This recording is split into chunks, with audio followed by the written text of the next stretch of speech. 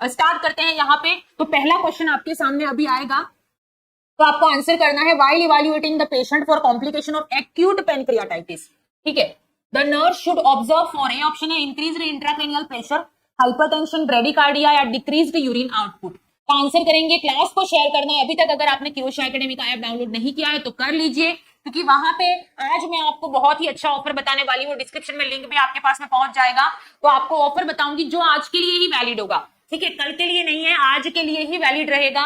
और उसमें आप लोग कितना डिस्काउंट पा सकते हो, ये सारी चीजों के बारे में मैं आपको बताने वाली हूँ। शानदार ऑफर है आपके लिए, तो क्लास में एंड तक बने रहना है। तो यहाँ पे देखिए कि पेनक्रियाटाइटिस है, इन्फेक्शन, इन्फ्लामेशन है, कहां पे? पैंक्रियाज में, एक्यूटली है। तो जब भी पैंक्रियाज में इन्फेक्शन है, कॉम्प्लिकेशन ऑफ एक्यूट पैंक्रियाटाइटिस, तो रीनल फेलियर अगर होता है पेशेंट में, ठीक है, तो ये कॉम्प्लिकेशन होते हैं, साइड इफेक्ट होता है रीनल रीनल डिजीज वगैरह का। ठीक है, जिसकी वजह से क्या होता है, यूरिन आउटपुट कम होता है। तो ये कॉम्प्लिकेशन आप ऑब्जर्व कर सकते हैं एक्यूट पैंक्रियाटाइटिस में। बाकी आईसीपी इंक्रीज, हाइपरटेंशन, ब्रेडिकार्डिया ये पर्टिकुलरली नहीं है। यहाँ पे एक्यूट पैंक्रियाटाइटिस के बारे में पूछा था, तो यहाँ पे हमारा राइट आंसर क्या रहेगा? D is the correct answer. Next आगे बढ़ते हैं, सॉरी सेम चीज रिवाइज हो रही है। यस, अगला बहुत ही अच्छा और शानदार क्वेश्चन, और एग्जाम के पॉइंट ऑफ व्यू से बहुत इंपॉर्टेंट क्वेश्चन है। Humoral immunity is mediated by, humoral immunity is mediated by, कई बार एग्जाम में क्वेश्चन आया हुआ, और आपके सीसीआरएस के पेपर में 2019 का ये पेपर है और उसमें ये आया हुआ है। ए ऑप्शन है natural killer cell, B T lymphocyte, C B lymphocyte, या डी सप्रेसर टी सेल। ठीक है, तो मैं आपको बताना चाहूंगी कि ह्यूमोरल इम्यूनिटी जो होता है वो किससे मीडिएटेड होता है? तो बी लिम्फोसाइट। आपको याद रखना है H B, humoral immunity B lymphocyte. ठीक है, तो ये याद रखना है आपको। और सेल मीडिएटेड इम्यूनिटी जो रहता है वो कौन सा होता है? टी लिम्फोसाइट होता है, जो कि कौन सा होता है? Cell mediated. ठीक है, ये दो बातें आपको याद में रखनी है, बहुत इंपॉर्टेंट है। और आपके जो बी लिम्फोसाइट होता है, एक और बात बताना चाहती हूँ जो इंपॉर्टेंट है, ये बनता कहां पर है? तो जो बी लिम्फोसाइट है, जो ह्यूमोरल इम्यूनिटी मीडिएटेड है, ये बनता है बोन मेरो में। कहां पे बनता है? बोन मेरो में। बनता भी वही है, और बोन मेरो में ही ये क्या हो जाता है? मैच्योर भी वहीं पे होता है। ठीक है, और अगर मैं टी लिम्फोसाइट की बात करूं जो कि सेल मीडिएटेड होता है, ये बनता तो कहां पर है? याद रखना, ये बनता बोन मेरो में है, लेकिन इसका मैचुरेशन कहां पे होता है? तो थाइमस में।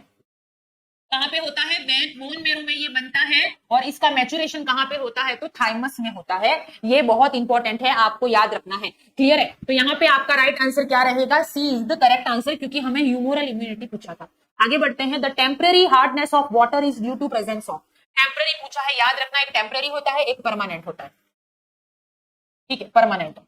डिफरेंस ये है कि टेम्पररी हार्डनेस रहेगा तो बॉइलिंग से नॉर्मल हो जाएगा, गायब हो जाएगी हार्डनेस, लेकिन परमानेंट है तो बॉइलिंग से कुछ फर्क उसको नहीं पड़ेगा। तो टेम्पररी हार्डनेस जो होता है वो कैल्शियम बाइकार्बोनेट की वजह से होता है। और याद रखना, मैग्नीशियम सल्फेट और कैल्शियम सल्फेट जो होता है वो होता है परमानेंट हार्डनेस का रीजन होता है, जो बॉइलिंग से उसको कोई फर्क नहीं पड़ता है। आगे बढ़ते हैं अगले क्वेश्चन की तरफ। आगे बढ़ने से पहले अगर आपने अभी तक अपनी तैयारी को शुरू नहीं किया तो शुरू कर लीजिए, क्योंकि पहला ऑफर है आपके लिए कि अगर आप अभी आज के दिन में, टुडे, सिर्फ ये आज के दिन के लिए ही रहेगा ये ऑफर, अगर आप सीसीआरएस का कोर्स एनरोल करते हैं किरोशा एकेडमी की ऐप पर, तो आपको उसमें 75% का डिस्काउंट प्रोवाइड करवाया जाएगा। मेरी तरफ से ऑफर है, तो आप अभी जाइए और अपने आप को एनरोल कर लीजिए, क्योंकि ये ऑफर आज के लिए ही वैलिड रहेगा। ठीक है, आगे मैं और भी चीज आपको बताने वाली हूं, तो आप बने रहिए क्लास के अंदर। क्लियर है? तो यहाँ पे नेक्स्ट है clinical sign that indicate the beginning of the second stage of labour. ठीक है, सेकंड स्टेज की बिगिनिंग कब होती है? फर्स्ट स्टेज जो होता है लेबर की बात करूं मैं, इसमें लेबर का मतलब होता है पार्च्यूशन, यानी कि जो भी वायबल प्रोडक्ट है वो बॉडी से बाहर आता है, गर्भ से बाहर आता है, उसको बोलते हैं लेबर। फर्स्ट जो स्टेज होती है लेबर, ठीक है, दूसरी होती है सेकंड स्टेज, तीसरी होती है थर्ड स्टेज।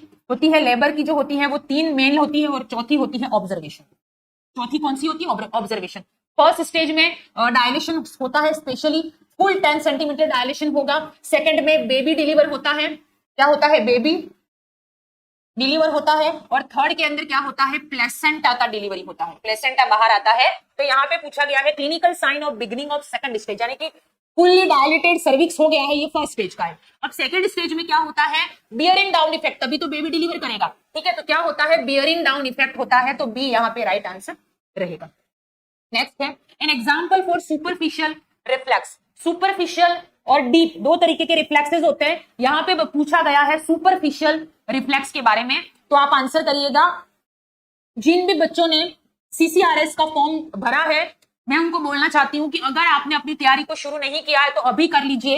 हिरोशा एकेडमी की ऐप पर आपको वीडियो क्लासेस मिलेंगी, थ्योरी, पीवाईक्यू, प्रीवियस ईयर के एमसीक्यूज मिलेंगे, टेस्ट सीरीज मिलेगी, आपको मेंटोरशिप मिलेगी, 1-to-1 सेशन, डाउट सॉल्व किए जाएंगे आपके। तो ये सारी चीजें आपको ऐप पर प्रोवाइड करवा दी जाएंगी। तो जल्दी से जाइए और हिरोशा एकेडमी का ऐप डाउनलोड कर लीजिए। और मैंने जो ऑफर आपको बताया थोड़ी देर पहले, उस ऑफर का बेनिफिट भी आपको उठाना है, आज के लिए ही वैलिड है। क्लियर है? तो यहाँ पे सुपरफिशियल की बात करूं तो बेबी निस्की रिफ्लेक्स सुपरफिशियल है, बाकी स्ट्रेच, बाइसेप, ट्राइसेप्स ये डीप रिफ्लेक्स है। कैसे? डीप रिफ्लेक्स है। बेबी निस्की रिफ्लेक्स क्या होता है कि जब आप बच्चे का सोल जो होता है, पैर का सोल जो होता है, पैर का नीचे का पार्ट सोल, उसको आप स्ट्रोक करेंगे अपवर्ड। ठीक है, आप स्ट्रोक करेंगे यानी कि कुछ भी पेन या किसी भी चीज से अगर आप इस तरीके से लाइन एक बनाएंगे तो उस टाइम पे क्या होगा, जैसे ही टच करेंगे तो बच्चे का जो ग्रेट टो होता है डॉर्सिफ्लेक्स करेगा, एक्सटेंशन होता है उसका। ठीक है, तो ये बच्चों में नॉर्मल है, लेकिन एडल्ट में ये एबनॉर्मल कहा जाता है। क्लियर है? तो ये होता है बेबी निस्की रिफ्लेक्स, बच्चों में नॉर्मल होता है, तो ये यहाँ पे राइट आंसर रहेगा। आगे बढ़ते हैं। Insulin 10 unit in 50 ml, 50% dextrose is prescribed for a patient with chronic renal failure to reverse. A option है hyponatremia, B hyperglycemia, C hypokalemia, D hyperkalemia. Answer करिए क्या राइट आंसर रहेगा। तो यहाँ पे इंसुलिन 10 यूनिट है, आप सभी को पता है कि 10 यूनिट इंसुलिन 50% डेक्सट्रोज जो होता है, और वो भी क्रॉनिक रीनल फेलियर में हमेशा पोटेशियम बढ़ा हुआ ही रहता है, हाइपरकैलेमिया होता है, और पोटेशियम का ट्रीटमेंट क्या है? इंसुलिन दे दो। ठीक है, तो डी यहाँ पे राइट आंसर रहेगा। नेक्स्ट है A system of ventilation that blow fresh air into the room by centrifugal fans to create positive pressure and displace the vitiated air is called. उसको क्या बोलेंगे? यानी कि सिस्टम ऑफ वेंटिलेशन का अलग अलग टाइप का वेंटिलेशन होता है, उसमें वेंटिलेशन में क्या बोला गया है कि blow fresh air into the room, fresh air को अंदर रखता है, और centrifuge fan to create positive pressure, positive pressure को मेंटेन करता है। वो कौन सा होता है? तो देखिए यहाँ पे एग्जॉस्ट वेंटिलेशन, रूम की एयर जो होती है उसको बाहर फेंकता है, एग्जॉस्ट फैन आपने देखा है। बैलेंस्ड वेंटिलेशन, बाहर का अंदर का एनवायरमेंट मेंटेन करके रखता है। एयर कंडीशनर, वातावरण को, अंदर के एनवायरमेंट को कूल करता है बाहर के एनवायरमेंट से। ठीक है, तो यहाँ पे राइट आंसर क्या रहेगा? जो आपके फ्रेश एयर को रूम के अंदर डालता है और सेंट्रीफ्यूग करके एक पॉजिटिव एनवायरमेंट क्रिएट करता है, वो कौन सा वेंटिलेशन है? Plenum ventilation. अलग क्वेश्चन है पर इंपॉर्टेंट है, आया हुआ है सीसीआरएस के 2019 के क्वेश्चन पेपर में, तो आपको आगे भी देखने को मिल सकता है। नेक्स्ट है while preparing a pregnant woman for amniocentesis the nurse should. Answer करेंगे एमनियोसिंथेसिस किया जाता है, बच्चे की जो एमनियोन लेयर होती है वहां से सैंपल कलेक्ट कर किया जाता है, 14 से 16 वीक में ये किया जाता है एमनियोसिंथेसिस। ठीक है, तो क्या कैसे प्रिपेयर करेंगे? Prepare her for IV anaesthesia, B instruct her to drink 1 litre of water, C instruct her to void या place her in a left lateral position. चलिए, एमनियोसिंथेसिस करना है, 14 से 16 वीक में किया जाता है ये। कोई भी जैसे कि अगर ब्लड रिपोर्ट में कोई भी डिस्टर्बेंस वगैरह आता है, ठीक है, जैसे कि फॉर एग्जांपल डाउन सिंड्रोम वगैरह डिटेक्ट हुआ ब्लड रिपोर्ट में, ठीक है, तो इसको कंफर्म करने के लिए एमनियोसिंथेसिस किया जाता है। तो उसके लिए प्रिपेयर कैसे करेंगे? क्योंकि निडल से सैंपल लेते हैं, तो उस टाइम पे वॉइड करना, instruct her to void, bladder को खाली करो वरना ब्लैडर पंचर हो सकता है। ठीक है, तो ये बहुत जरूरी है, तो यहाँ पे सी करेक्ट आंसर रहेगा। आगे बढ़ते हैं। The staple food of villagers of 3000 population is maize, मक्का। इस villager are at high risk, कौन ज्यादा खाता है? यानी कि मेज, मेज ईटर डिजीज भी बोलते हैं इसको, क्या बोलते हैं? इस डिजीज को क्या बोलते हैं? तो याद रखना, मेज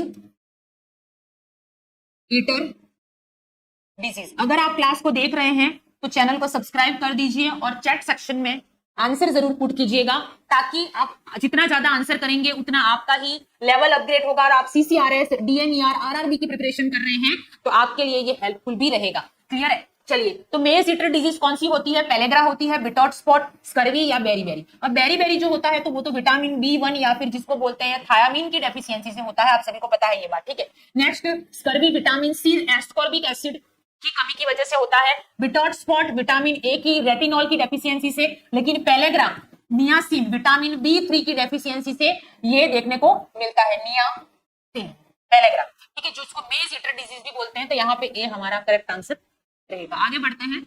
Which action confirm that the nurse is using the Z technique to administer an iron injection? Iron injection के लिए Z टेक्निक यूज की जाती है, आप सभी को पता, डायरेक्ट लगाओगे बहुत पेनफुल होता है, इस वजह से Z ट्रैक मेथड का यूज करते हैं। उसमें क्या करते हैं? ग्लूटियल मसल जो होती है, उसको क्या करते हैं, एक तरफ से इस तरह से होल्ड करते हैं, थोड़ा सा इंजेक्शन डाला आपने, उसके बाद उसको छोड़ देना है, तो वो जेड ट्रैक मेथड बन जाएगा और बाकी का इंजेक्शन आपको पुट कर देना है, पुश करना है, तो ये होता है जेड ट्रैक। तो ए ऑप्शन है create a Z shaped grid on the abdomen and inject each dose daily.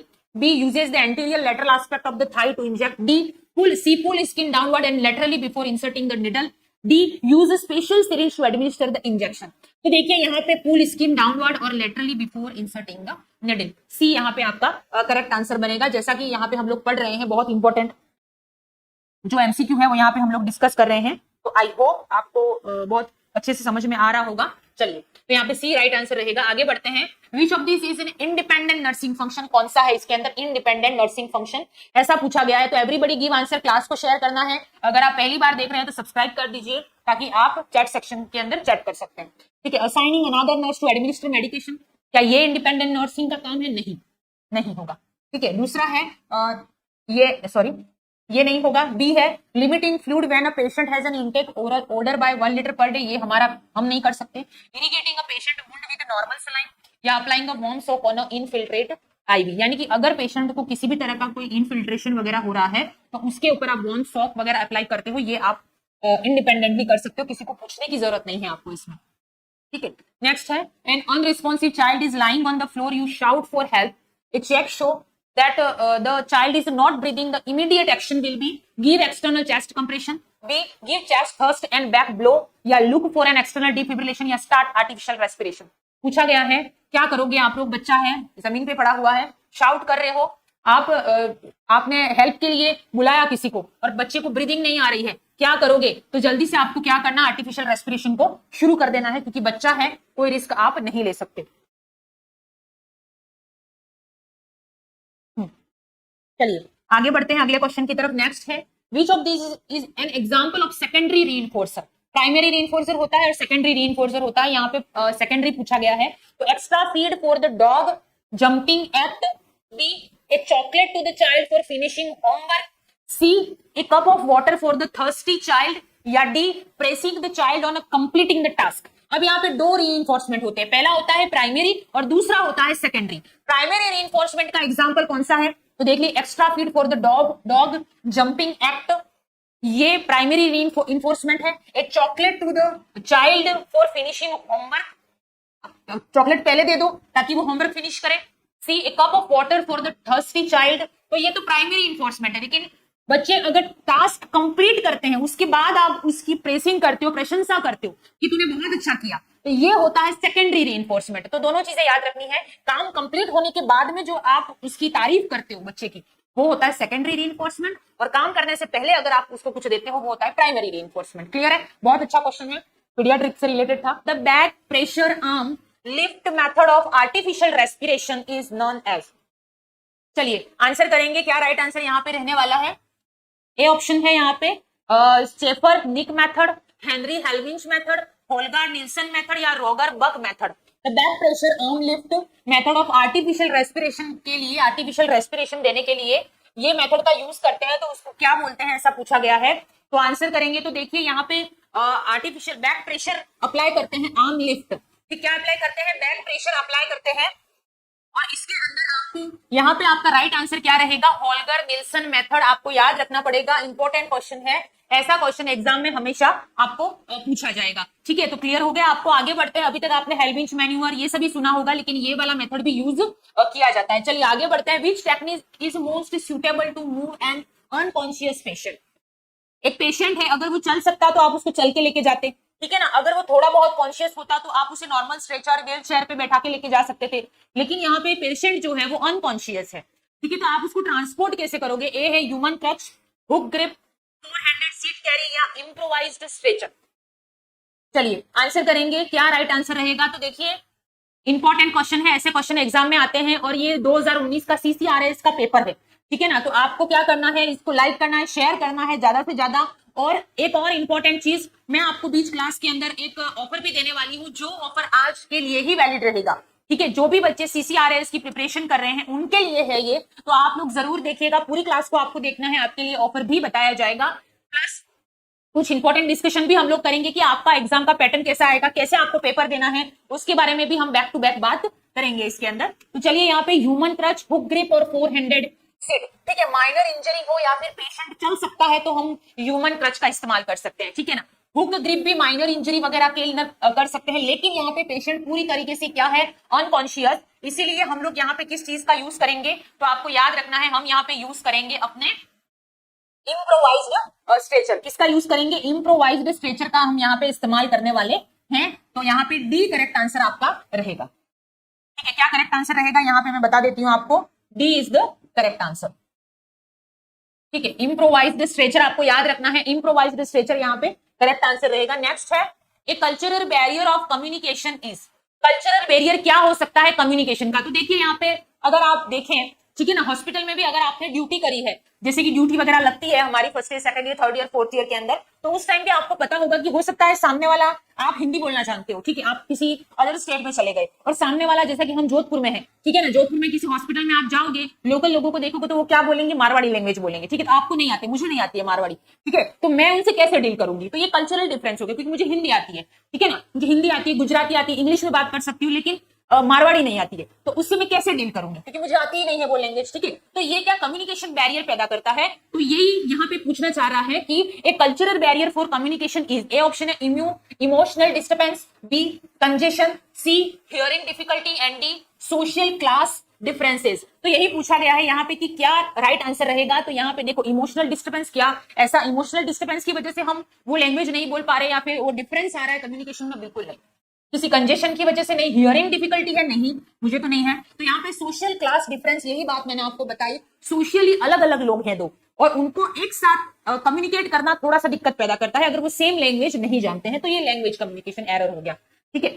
Next है, A chemically defined determine that the changes into a complete antigen on combining with carrier molecule is, A option है hapten, B complement, C phagocytes, या D epton. चलिए answer करेंगे, class को एक बार सभी लोग share करेंगे ताकि जो बच्चे नहीं जुड़ पा रहे हैं वो भी हमसे कनेक्ट हो जाए। तो यहाँ पे 4 ऑप्शन है आपके पास में, ठीक है ना। तो फेगोसाइट आपको पता होगा किलिंग, ठीक है। फेगोसाइट हमारी बॉडी की ऐसी सेल्स होती हैं जो अगर कोई भी एंटीजन हमारी बॉडी में एंटर करता है तो उसको किल करने का काम करती है, और हर सिस्टम में अलग अलग होती है, ठीक है। जैसे लीवर में कुकुर सेल होती है, ठीक है ना, उसी तरह से पूरी बॉडी में अलग अलग टाइप की फेगोसाइटिक सेल होती है, तो ये काम करती है। तो यहाँ पे ये आंसर था आपका होगा नहीं, ठीक है। तो यहाँ पे पूछा गया कि chemically defined determinant that changes into complete antigen, यानी कि ऐसा मॉलिक्यूल जो कंप्लीटली क्या है, एंटीजन है, क्या है, इसमें यह पूछा गया है कि एक ऐसा मॉलिक्यूल जो कंप्लीटली क्या है, जो कंप्लीटली आपकी क्या है, एंटीजन है, तो ऐसा कौन सा होता है, हेप्टन। याद रखना ना, ऐसे क्वेश्चन भी कभी कभी आते हैं। नेक्स्ट है, mother in preterm labour receive injection betamethasone 12 mg, the action of this drug is to. Betamethasone ले रही है एक लेडी है, फीमेल है, प्रीटर्म लेबर के अंदर है, तो improve fetal wellbeing, promote fetal lung maturity, C prevent infection, या डी है स्लो कंट्रैक्शन। आंसर करेंगे, क्या राइट आंसर रहेगा, 12 mg बीटामिथाजोन एक तरह का क्या है, कोर्टिकोस्टेरॉइड, कोर्टिकोस्टेरॉइड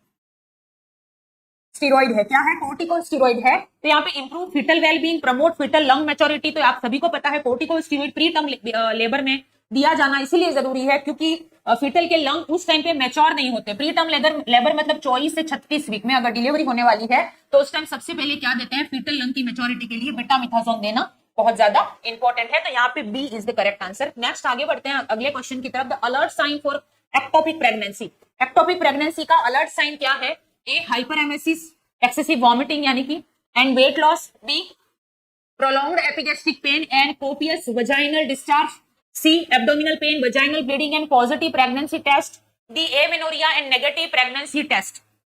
चलिए आंसर करेंगे एक्टोपिक प्रेगनेंसी, ठीक है। Sign of ectopic emergency, the alert sign for ectopic pregnancy, sorry or कौन सा होता है, तो एक्टोपिक प्रेगनेंसी का मतलब ये होता है, तो ऐसी प्रेगनेंसी, ठीक है, ऐसी प्रेगनेंसी जो यूट्रस के बाहर हो, जो यूट्रस में नहीं होती, यूट्रस के बाहर ही फीटस ग्रो कर रहा है, यानी कि फेलोपियन ट्यूब में, बाहर मतलब शरीर के बाहर नहीं, फेलोपियन ट्यूब में हो सकता है, फेलोपियन ट्यूब के किसी भी पार्ट में, ठीक है। अगर जो फीटस है वो ग्रो होना स्टार्ट हो जाता है वहीं पर इंप्लांट होके, तो उसे कहते हैं एक्टोपिक प्रेगनेंसी। तो वही पूछा गया है यहाँ पे कि एक्टोपिक प्रेगनेंसी का अलर्ट साइन कौन सा है, तो आप सभी आंसर करेंगे, क्या राइट आंसर रहेगा। तो याद रखिएगा, जब भी किसी लेडी को एक्टोपिक प्रेगनेंसी होती है, यानी कि यूट्रस से बाहर की प्रेगनेंसी, ट्यूब में भी हो सकती है, ठीक है, कहां पे हो सकती है, सॉरी ट्यूब में हो सकती है, यानी कि देखिए ये आप यूट्रस है फीमेल का, ये है फेलोपियन ट्यूब,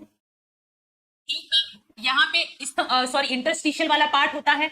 अगर यहाँ पे प्रेगनेंसी होती है यहाँ पे लेस कॉमन होती है, लेस कॉमन यानी कि ज्यादातर यहाँ पे नहीं होती है, लेकिन सर्वाइवल के चांसेस, ठीक है, अगर देखा जाए तो सर्वाइवल के चांसेस यहाँ पे क्या होते हैं, बढ़ जाते हैं।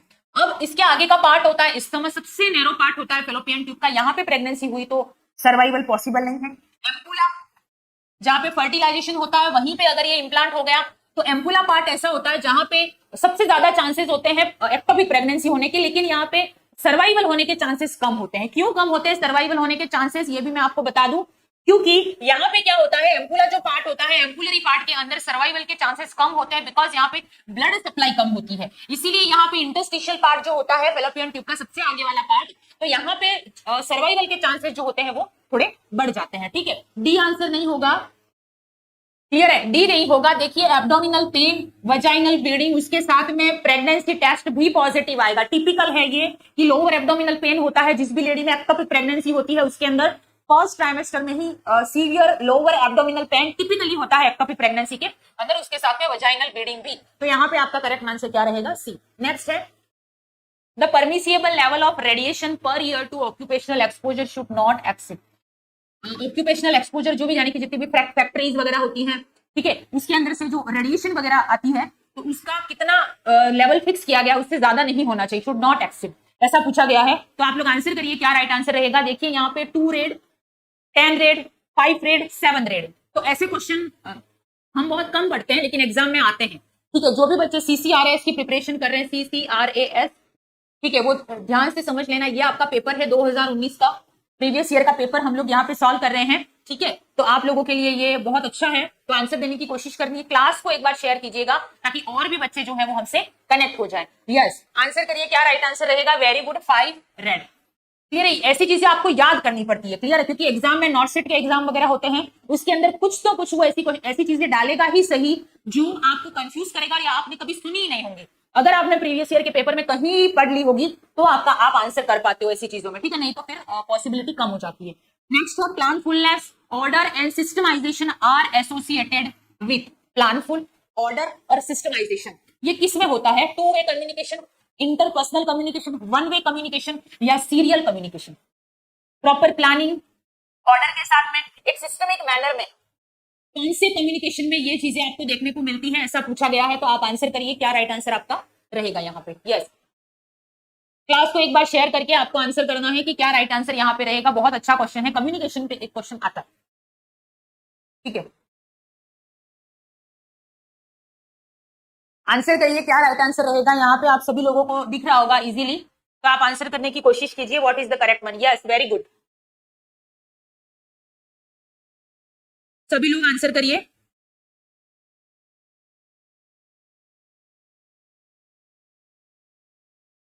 तो देखिए यहाँ पे आप बिल्कुल सही आंसर कर रहे हो, सी, हिमांशु। ठीक है, तो 1 वे कम्युनिकेशन जो होता है इसके अंदर आप सिंगल ऑर्डर देते हो।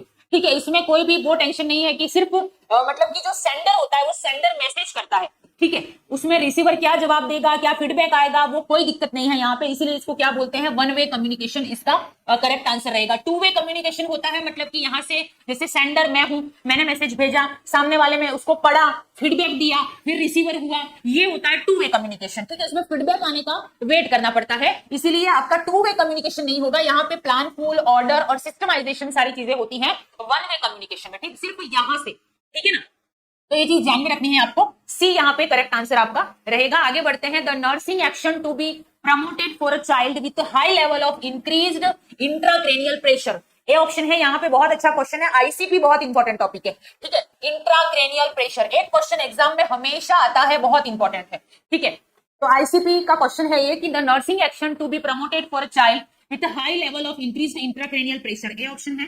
elevate head of bed to 20 degree and position child so as to maintain head in a midline, sorry, B है elevate head of the bed 40 degree and turn frequently from side to side, C option है suctioning every hour as well as on demand, D scheduled range of motion exercise vigorously।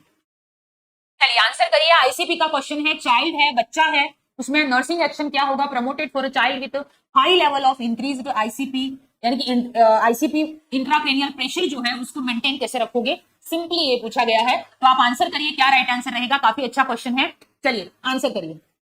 ICP topic बड़ा important है, ये आपको याद रखना है। तो देखिए यहाँ पे आप सभी को पता है जब भी इंक्रीज आईसीपी हो तो 20 to 30 degree head of the bed को क्या करना पड़ता है, एलिवेट रखना बेस्ट होता है। तो elevate head of the bed 20 degree and position child so as to maintain head mid line, यानी कि ए यहाँ पे आपका करेक्ट आंसर रहेगा 20 to 30 डिग्री, ये आपको याद रखना है।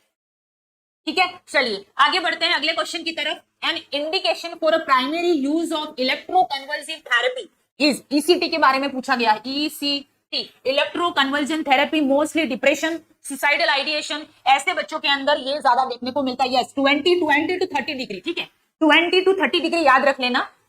हाँ जी बिल्कुल, चलिए आगे बढ़ते हैं। ए ऑप्शन है non compliance with treatment, B major depression with psychotic features, C और severe education, D anti social behaviour.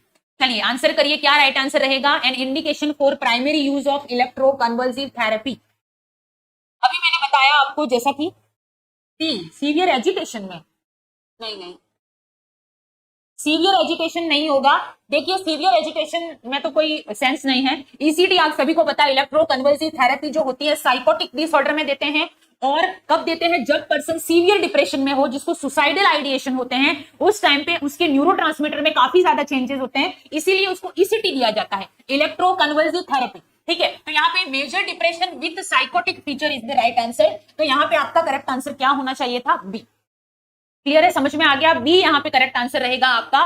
Next आगे बढ़ते हैं अगले क्वेश्चन की तरफ। यहाँ पे है अगला question, on the basis of birth a person who has status is called, on the basis of birth a person who has the status is called।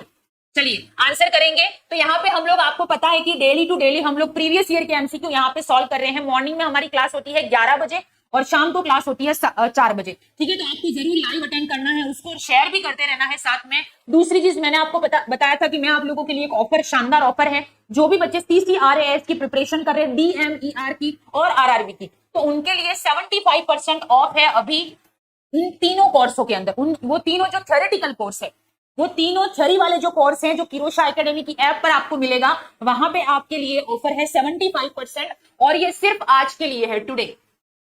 उसके बाद आपको ये ऑफर नहीं मिलेगा। बाकी अगर आप चाहते हो, हाँ जी बिल्कुल लॉक करेंगे डी को। चलिए, तो यहाँ पे हमें पूछा गया था कि on the basis of birth a person who has status is called, उसको क्या बोलेंगे, ऐसा पूछा गया था। तो आप लोग आंसर कर रहे हो यहाँ पे कि राइट आंसर होगा ए कंप्लीट, बिल्कुल सही आंसर है। ठीक है, डी। बहुत कम बच्चे होंगे जिन्होंने ये क्वेश्चन पढ़ा है पहले, तो ऐसे क्वेश्चन जब भी आते हैं ना, कहीं अपनी बुक में लिख लिया करो, क्योंकि ऐसे क्वेश्चन हर पेपर में आते हैं जो बहुत कम बच्चों ने सुने हुए होते हैं। इसीलिए कभी कभी ऐसे क्वेश्चन अगर कहीं पड़े हुए हैं तो ये आपको एक नंबर देके चले जाते हैं। ठीक है, और एक नंबर की वैल्यू क्या होती है ये आप सभी जानते हो। चलिए नेक्स्ट है, A young lady spend several hour organising, reorganising and checking the order line of her clothing cabinet, her behaviour indicate. A option है ट्रांसपेरेंसी, बी ऑप्शन है यहाँ पे एग्जीबिशनिज्म, सी कंपल्शन और डी ऑब्सेशन। चलिए answer करिए क्या right answer रहेगा। जो भी किरोशा एकेडमी के इस चैनल पे नए हैं, आप एक बार सब्सक्राइब कर दीजिए, लाइक करना है, शेयर करना है, और किरोशा एकेडमी का ऐप डाउनलोड करना है। वहां पे आपको नर्सिंग से रिलेटेड सारे कोर्सेज प्लस पैरामेडिकल से रिलेटेड सारे कोर्सेज, थ्योरी, टेस्ट, PYQ सब आपको वहां पे मिलेगा, तो आप जाके एक बार चेक कर सकते हैं।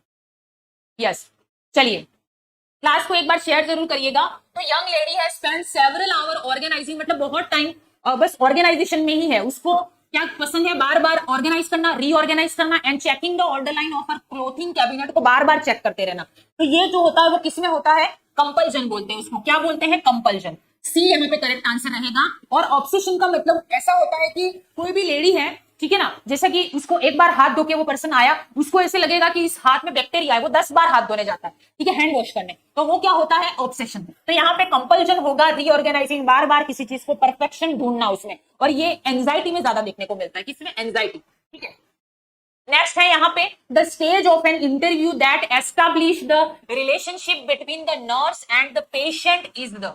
ए ऑप्शन है examining stage, surrogate stage, opening stage या वर्किंग स्टेज। ये हॉस्पिटल में जब पेशेंट आता है उस टाइम पे किस तरह का, या ओसीडी ऑब्सेसिव कंपल्सिव डिसऑर्डर है, बिल्कुल सही आंसर है आपका नाना पाटिल।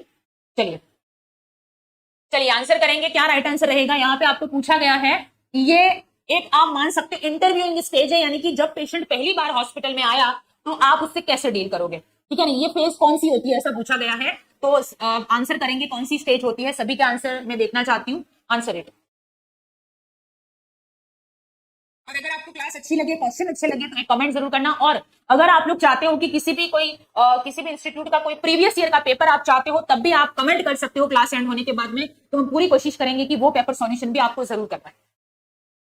यस, ओपनिंग स्टेज, जब पेशेंट आता है उस टाइम पे उसका जो वेलकम हम लोग करते हैं, उसकी सारी डिटेल्स लेना, उससे बात करना, वो सारी चीजें जो होती हैं वो ओपनिंग स्टेज के अंदर कहलाती है। नेक्स्ट आगे बढ़ते हैं। An unimmunized pregnant woman report for vaccination about 20 days prior to the expected date of delivery, the nursing action will be 2. A option है give 1 dose of tetanus toxoid and advise the second dose after delivery. B है give 2 doses of tetanus toxoid with a 2-week interval. C advise passive immunization after delivery. And D give anti-tetanus immunoglobulin. चलिए answer करिए, क्या right answer रहेगा। Class को एक बार सभी share जरूर करना ताकि और भी बच्चे जो है वो हमसे कनेक्ट हो जाए। चलिए यहाँ पे पूछा गया है और ये classes for NORCET, DMER, RRB, NCC, RS के लिए है, तो आप लोग अगर उसमें से किसी भी की भी तैयारी कर रहे हो तो आपके लिए हेल्पफुल। ए को लॉक, वेरी गुड, बहुत अच्छे। चलिए तो यहाँ पे टिटनस टॉक्साइड आप सभी को पता है प्रेगनेंसी में लगाया जाता है, बिकॉज डिलीवरी के टाइम पे इंस्ट्रूमेंट जो यूज होते हैं जिसकी वजह से किसी भी तरह का जो है प्यूपेरियल कुछ भी इंफेक्शन ना हो जाए, इसीलिए ये वैक्सीन जो होता है वो एडवांस में 2 डोज प्रेगनेंसी में लगाए जाते हैं 1 महीने के अंतराल के अंदर। ठीक है, तो यहाँ पे ए राइट होगा, give 1 dose of tetanus toxoid and advise the second is after delivery. तो ए यहाँ पे बिल्कुल राइट आंसर रहेगा आपका, सही आंसर दे रहे हैं आप। आगे बढ़ते हैं नेक्स्ट क्वेश्चन की तरफ। The specimen collection that does not require the use of surgical aseptic technique is A option है urine from a retention catheter, B exudate from a wound for culture and sensitivity, C stool for ova and parasites, and D specimen for throat culture। चलिए answer करिए, क्या right answer रहेगा। CCRS की जो भी बच्चे preparation कर रहे हैं उनके लिए आज के दिन के लिए 75% का ऑफ है, आप परचेस कर सकते हैं, एनरोल कर सकते हैं अपने आप को। ठीक है, और हमारी 2 क्लासें होती है, मॉर्निंग में 11 बजे और इवनिंग के अंदर आपके 4 बजे। अगर आप इस चैनल पे नए हैं तो सब्सक्राइब कर देना, ताकि बेल आइकन को प्रेस कर देना ताकि अर्ली नोटिफिकेशन आप तक पहुंच जाए।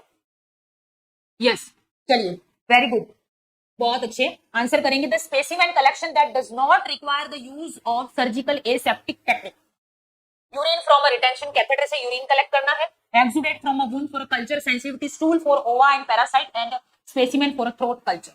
यस, बहुत अच्छे, सी को बिल्कुल लॉक करेंगे क्योंकि ये कंटामिनेटेड है ऑलरेडी। क्या है ये, कंटामिनेटेड। ठीक है, समझ में आ गया, क्योंकि ऑलरेडी ये क्या है, कंटामिनेटेड है, इसीलिए हम लोग यहाँ पे सी को लॉक करेंगे। नेक्स्ट यहाँ पे है an angry nurse defame a patient through her comment that he is rude and demonitoring, this is an example of assault, slander, battery या लेबाई। चलिए आंसर करेंगे, क्या राइट आंसर रहेगा। हाँ, does not require aseptic technique because already वो contaminated ही होता है। ठीक है, an angry nurse defame patient through her comment, comment करके किसी को कुछ बुरा बोलना। ठीक है, ये किस में आता है ऐसा पूछा गया है, तो यस वेरी गुड, बहुत अच्छे आप आंसर कर रहे हो। बी, जी बिल्कुल, बी यहाँ पे करेक्ट आंसर रहेगा, स्लैंडर। ठीक है, स्पीच एस से, अगर आपको याद नहीं रह रहा है तो स्लैंडर यानी कि एस से आप याद रख सकते हो कि स्पीच, किसी को बुरा बोलना। ठीक है, किसी को अपने वर्ड से बुरा बोलना। लायबल यानी कि रिटर्न में किसी के लिए गलत कमेंट करना, गलत बोलना।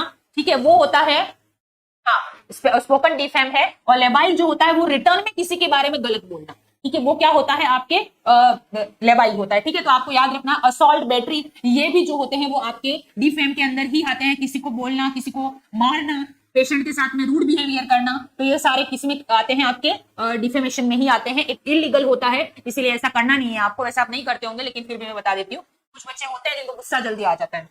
चलिए, children suffering from smallpox should be kept separate from other children up to, smallpox होता है। ठीक है, children suffering from smallpox should be kept separate from other children up to कब तक। A 5 days after pimple, the pimple, B crust landing, C 3 days after crust formation, या D fever removal after 4 days। चलिए answer करेंगे, क्या right answer रहेगा। यहाँ पे A B C D आपके सामने ऑप्शन है, तो आप आंसर करने की कोशिश कीजिएगा। Children suffering from small pox, कब तक आप उसको सेपरेट रखोगे दूसरे बच्चों से। यस, वेरी गुड, बहुत अच्छे। सी करेक्ट आंसर है, 3 days आफ्टर क्रस्ट फॉर्मेशन। ठीक है, क्रस्ट फॉर्मेशन के 3 दिन बाद, क्योंकि तब तक वो बहुत ज्यादा इन्फेक्टेड होता है, दूसरे बच्चों को भी हो सकता है, इसीलिए ये जरूरी होता है। ठीक है, तो यहाँ पे हमारा राइट आंसर क्या रहेगा? C is the correct answer. Which vitamin function like a steroid hormone? A, D, E और बी। ये सारे विटामिन है, आपको पता है, तो कौन सा विटामिन जो है वो स्टीरॉइड हार्मोन के जैसा काम करता है, ऐसा यहाँ पे पूछा गया है। तो आप आंसर करिएगा, क्या राइट आंसर यहाँ पे आपका रहने वाला है? Yes,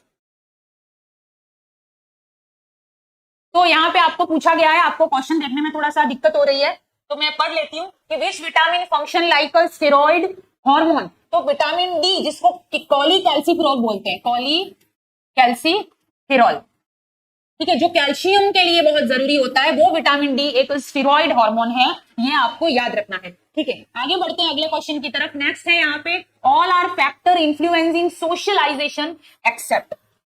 all are factor influencing socialisation except, यानी कि यहाँ पे ये पूछा गया है, आप आंसर करिए कि ये इस पेपर के अंदर, ये जो सीसीआरएस का 2019 सीसीआरएएस का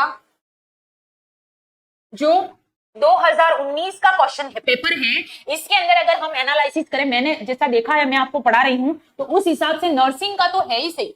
ठीक है, नर्सिंग के अलावा और भी यहाँ पे चीजें हैं, नर्सिंग के अलावा और क्या क्या यहाँ पर है, तो देख लीजिए, यहाँ पे रिसर्च ज्यादा दे दिया। ठीक है, रिसर्च के क्वेश्चन यहाँ पे ज्यादा देखने को मिल रहे हैं, रिसर्च के भी है, स्टैटिस्टिक के भी है यहाँ पे। ठीक है, तो आपको इन पे भी फोकस करना है, क्योंकि रिसर्च के क्वेश्चन ज्यादा हैं। तो आप अगर सोचते हो कि नहीं नेगेटिव में चला जाएगा, थोड़ा बहुत छोड़ देते हैं, तो कितना करोगे? ठीक है, कितना छोड़ोगे ये आप भी देख सकते हो। ठीक है ना?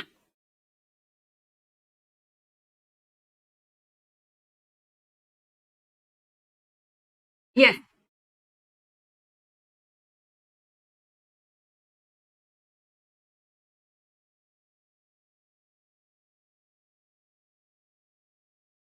एक सेकेंड,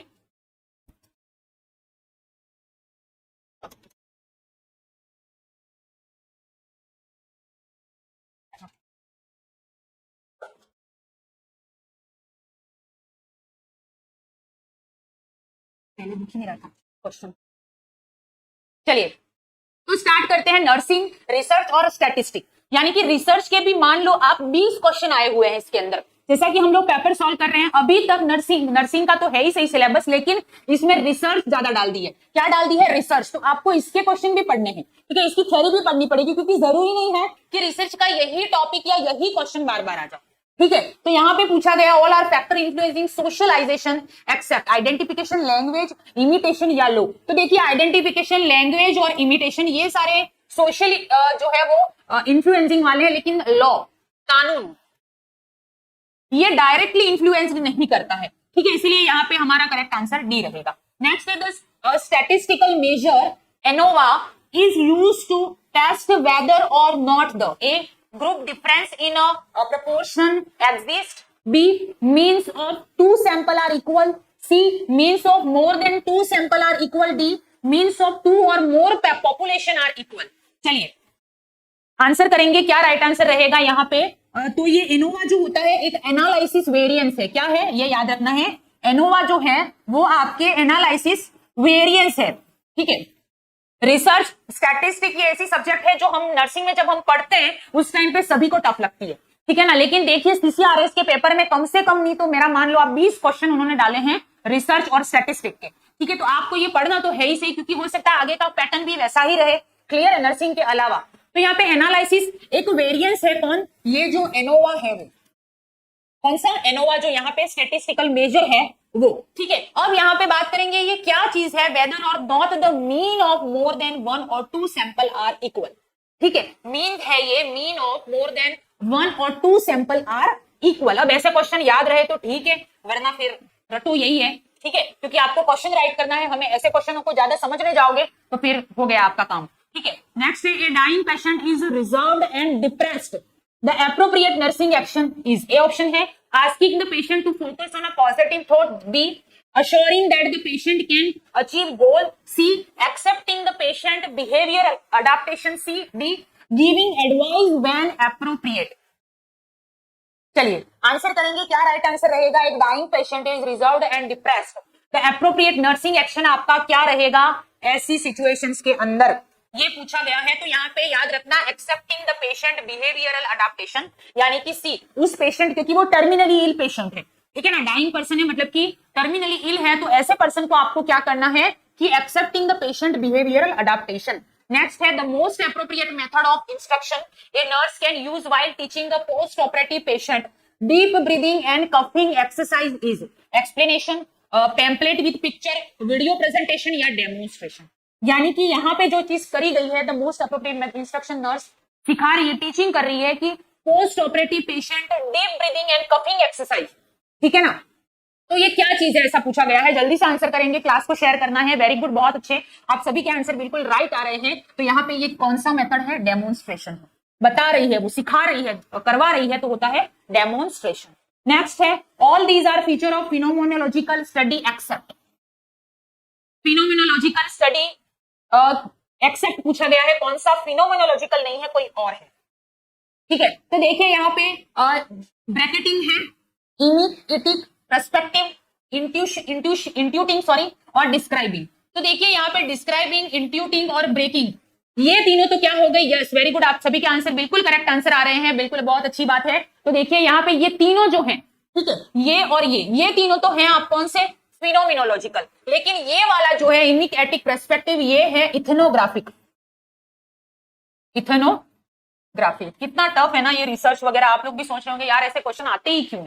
ठीक है, जब हम भी एग्जाम देते थे हमको लगता था कि ऐसे क्वेश्चन क्यों आ रहे हैं, लेकिन ऐसे क्वेश्चन मेरिट डिसाइड करते हैं। जो ऐसे क्वेश्चन को सॉल्व करता है, ठीक है, जो जिसको ये क्वेश्चन आ गए उसकी रैंक कितनी आगे चली जाएगी आप सोच लो, ठीक है ना। तो ऐसे क्वेश्चन भी आपको पढ़ने पड़ेंगे।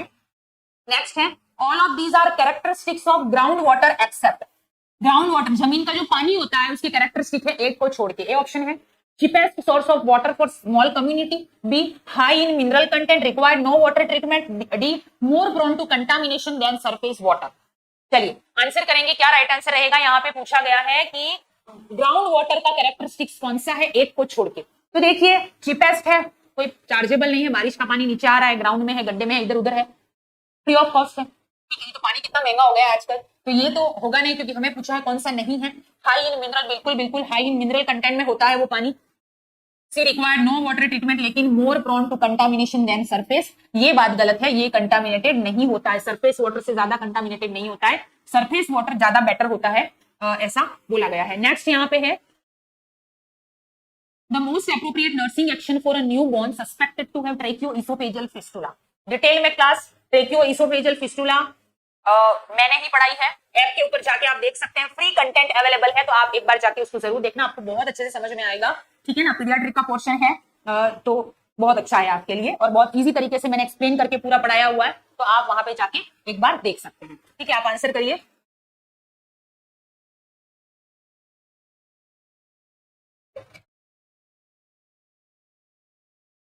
यस, वेरी गुड, बहुत अच्छे। ट्रेकियोइसोफेजियल फिस्टुला, ट्रेकियोइसोफेजियल फिस्टुला, इसका मतलब ये होता है कि जैसे कि ये ट्रेकिया है, ये आ गया आपके इसोफेगस, ठीक है ना, उसके बाद स्टोमक वगैरह आता है।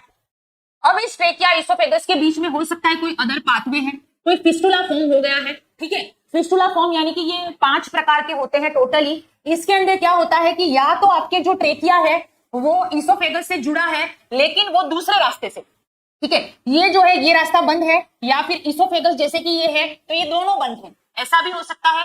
या फिर ऐसा भी हो सकता है कि ये आपकी ट्रेकिया है, ठीक है ना, oesophagus sorry I am sorry, ठीक है, ये इसोफेगस है, ये ट्रेकिया वाला पार्ट है, ठीक है। या तो ये दोनों जो है वो इस तरीके से कनेक्ट हो गए हैं, यानी कि ब्लाइंड पाउच बना देते हैं एच शेप का, तो इस तरीके से ट्रेकियोइसोफेजियल फिस्टुला का मतलब भी यही होता है कि ट्रेकिया और इसोफेगस के बीच में एक एबनॉर्मल पाथवे बन जाता है, वो होता है कहां पर? आपके ट्रेकियोइसोफेजियल फिस्टुला के अंदर, ठीक है। अब यहाँ पे ऑप्शन है इंस्टीट्यूट पॉजिटिव प्रेशर वेंटिलेशन देंगे, B prepare for insertion of gastrostomy insert कर देंगे, C encourage breast feeding on demand करेंगे। अब ब्रेस्ट फीडिंग करेगा बच्चा, आगे तो ब्लॉक है रास्ता, डाइवर्जन है, कहां पर जाएगा? Place the baby in a prone position, तो याद रखना बेबी को प्रॉन पोजीशन में रखना है, with head elevated, 30 degree head elevated रखना है, ठीक है। ये चीज आपको याद रखना है ताकि बच्चा जो है वो वापस एस्पिरेशन ना कर ले, जिसकी वजह से बच्चे की डेथ हो सकती है। Next the pasteurisation method of heating milk 63 degree centigrade for 30 minutes followed by sudden cooling is holding method, high temperature short time, radiation या फिर ultra heat treatment। ठीक है, तो ये पास्चुराइजेशन का एक मेथड है और पास्चुराइजेशन का मेथड जो होता है उसमें 63 डिग्री सेंटीग्रेड पे मिल्क को गर्म किया जाता है और 30 मिनट में सडनली इसको कूल किया जाता है। तो यहाँ पे ये होता है होल्डिंग मेथड। कौन सा मेथड है? Holding method. आगे बढ़ते हैं। ethical principle that obligate faithfulness to commitment and responsibility, यानी कि ऐसा प्रिंसिपल जिसके अंदर रूल्स और रेगुलेशन या प्रिंसिपल बोल सकते हैं आप, ठीक है, जिसमें जो नर्स है वो पेशेंट के प्रति क्या है? फेथफुल है, विश्वास है और रिस्पॉन्सिबिलिटी को अच्छे से पूरा कर रही है और कमिटमेंट जो उन्होंने कहा वो कर दिया।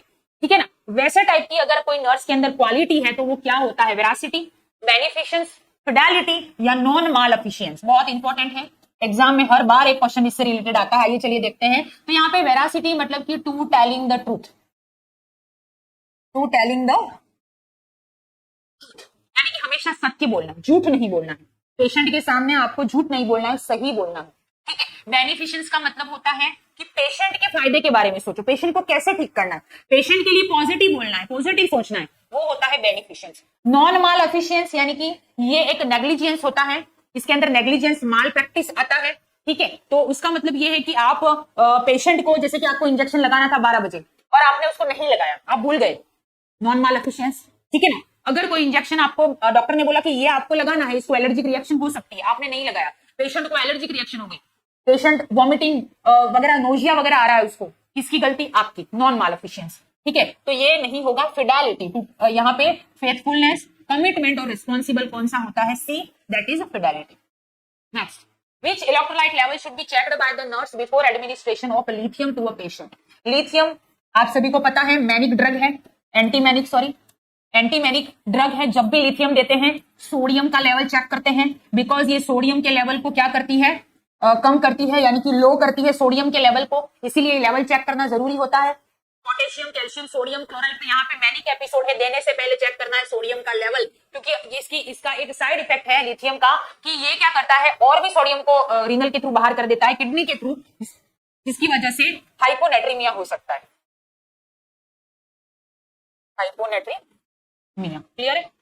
आगे यस, आंसर करेंगे। आप सभी लोगों के आंसर बहुत अच्छे आ रहे हैं। आई होप आपको समझ में आ रहा होगा। क्लास को शेयर कीजिएगा। सीसीआरएस का जो कोर्स है, जो ऐप पे अवेलेबल है, 75% ऑफ है फॉर टुडे, सिर्फ आज के लिए ऑफर है। उसके बाद इसकी प्राइस जो है वो इंक्रीज हो जाएगी, तो अपने आप को एनरोल कर लीजिए अभी। बहुत अच्छा सिलेबस है जिसमें आपको रिसर्च स्टैटिस्टिक भी बहुत अच्छे से एक्सप्लेन की हुई है, ताकि आपको एग्जाम में वो हेल्प कर सके। ठीक है, नेक्स्ट यहाँ पे है ये 45 year old man with height उसकी 1.6 मीटर है और वेट 70 केजी है, बीएमआई 27.3 है, तो ही इज क्लासिफाइड एज। अब यहाँ पे हम बोलेंगे body mass index, BMI less than 18.5 अगर है किसी का बीएमआई, अंडर वेट है। ठीक है, अगर किसी का बीएमआई जो है वो कितना है?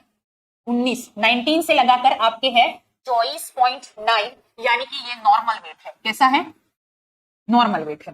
क्लियर है? नेक्स्ट हम लोग यहाँ पे बात करेंगे कि अगर किसी का वेट जो है वो 25 से लगाकर 29.9 है, यानी कि ये क्या है? Pre obeys. क्या है? Pre obesity. उसके बाद में बात करूंगी 30 से लगाकर 34.9 है, यानी कि यहां पे बता सकती हूं class first class obeys.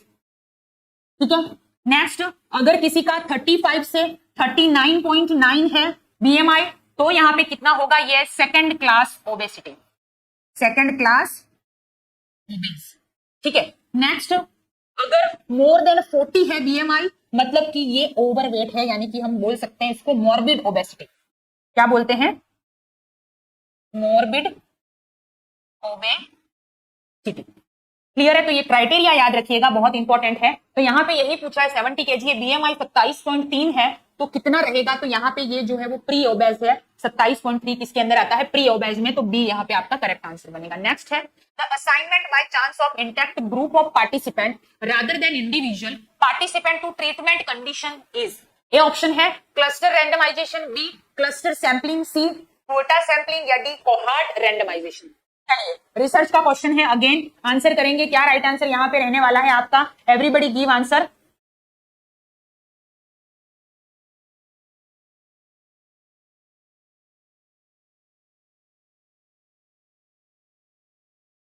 Yes तो यहाँ पे ये कौन सा है? यस वेरी गुड, सभी के आंसर बिल्कुल करेक्ट आ रहे हैं। ये कौन सा है? क्लस्टर रैंडमाइजेशन, यानी कि A is the correct answer. Next है the causative organism of tapeworm infection का कॉजेटिव ऑर्गेनिज्म कौन सा है? तो यहाँ पे trypanosoma cruzi, taenia solium, leishmaniasis donovani या एंटेरोबियस वर्मिकुलारिस। तो देखिए यहाँ पे टैपवॉर्म का इन्फेक्शन है तो उसमें पॉजिटिव ऑर्गेनिज्म पूछा है। एवरीबॉडी गिव आंसर, बहुत अच्छे, वेरी गुड। क्लास को शेयर करना है, लाइक करना है और अभी तक अगर आपने तैयारी शुरू नहीं की है तो कर लीजिए, क्योंकि एग्जाम आपका आने वाला है और एग्जाम में क्लियर करने के लिए आपको पढ़ना बहुत जरूरी है, वो भी आपको थ्योरी पढ़ना बहुत इंपॉर्टेंट है। तो यहाँ पे टीनिया सोलियम जो है वो पॉजिटिव ऑर्गेनिज्म है टैपवॉर्म का। नेक्स्ट है the nurse analyse data critically in this step of the nursing process, planning, cluster, assessment या फिर डायग्नोसिस। तो देखिए नर्सिंग प्रोसेस जो होता है उसकी स्टेप्स आपको पता ही है, ठीक है ना, तो उसी के रिगार्डिंग ये क्वेश्चन है। तो यहाँ पे यही पूछा गया है। तो सबसे पहले असेसमेंट आता है, तो क्या ये असेसमेंट है? नहीं है, ठीक है। उसके बाद आता है डायग्नोसिस, यस ये क्या है? डायग्नोसिस है। प्लानिंग नहीं है, क्लस्टरिंग नहीं होता है, तो डायग्नोसिस होता है। तो यहाँ पे एनालाइज करना है डाटा को क्रिटिकली, तो ये कौन सा नर्सिंग प्रोसेस है? डायग्नोसिस, यस बहुत अच्छे, वेरी गुड आंसर है आपका सभी का। In which type of marriage is the pairing of male and female temporary and do not bond by rule and regulation? क्या मैरिज है? ऐसा मैरिज कभी सुना है आपने? ठीक है, जिसमें ऐसी कुछ सोसाइटी होती है जिसमें कोई बाउंडेशन, कोई रूल्स रेगुलेशन नहीं होता, टेम्पररी पर्पस होता है। जैसे कि हमारे इंडिया में शादी होती है तो कुछ रूल्स, कुछ रेगुलेशन होते हैं, उनको फॉलो करना पड़ता है कानून के अनुसार, ठीक है। लेकिन यहाँ पे ऐसा कुछ भी नहीं है, ऐसी सोसाइटी भी होती है। तो ऐसी कौन सी सोसाइटी होती है भाई, ऐसी कौन सी मैरिज होती है, ये पूछा गया है। तो ऐसा क्वेश्चन भी आता है, तो उसको पूना लुवान मैरिज बोलते हैं। तो याद रख लेना, क्योंकि ऐसे क्वेश्चन भी कभी कभी आ जाते हैं जो आपने कभी सुने भी नहीं होंगे। The defence mechanism used by a lady who is unable to bear a child but engage in a working with a children. अब ये डिफेंस मैकेनिज्म है। डिफेंस मैकेनिज्म बहुत इंपॉर्टेंट टॉपिक है, बहुत अच्छे से सर हैं हमारे, उन्होंने बहुत अच्छे से पढ़ा के रखा हुआ है, आप ऐप पर जाकर देख सकते हैं। डिफेंस मैकेनिज्म, अपने ईगो को सेटिस्फाइड करने के लिए जो पर्सन दूसरा कुछ करता है वो होता है डिफेंस मैकेनिज्म, ठीक है। कंपनसेशन है, तो एक लेडी है वो unable to bear a child but engage in a working with child, वो बच्चों को संभाल नहीं सकती है लेकिन उसको पढ़ाना बहुत पसंद है। तो ये क्या चीज होती है, ऐसा पूछा गया है। कंपनसेशन है, डिस्प्लेसमेंट, सब्लिमिशन या फिर आइडेंटिफिकेशन, क्या चीज है ऐसा पूछा गया है। सो आंसर देंगे, ठीक है ना। तो ऐसा जो होता है, जो अगर कोई लेडी है, ठीक है ना, कोई लेडी है जो मां नहीं बन सकती, ठीक है ना, तो मां नहीं बन सकती लेकिन उसको बच्चे बहुत पसंद है, तो ऐसे सिचुएशन में क्या करेगी? वो मां बन नहीं सकती, बच्चे पसंद है, तो एक सोसाइटी के लिए भी एक्सेप्टेबल हो ऐसी चीज होती है। और वो कौन सी होती है कि आप बच्चों को पढ़ाओ, वो बच्चों को पढ़ाती है ताकि उसको अच्छा लगता है वो चीज, तो वो क्या कर रही है? सब्लिमिशन कर रही है। क्या कर रही है? सब्लिमिशन कर रही है, ठीक है। आइडेंटिफिकेशन, आइडेंटिफिकेशन का मतलब होता है किसी भी एक को अपना आइडियल मान के उसी के अनुसार चलना, वो क्या होता है? आइडेंटिफिकेशन। जैसे कि मुझे सचिन तेंदुलकर पसंद है तो मैं उसी के अनुसार, वो जैसे खेलता है वैसे खेलूंगी, वो जैसे जो करता है वो मुझे करना अच्छा लगता है, वो आइडेंटिफिकेशन।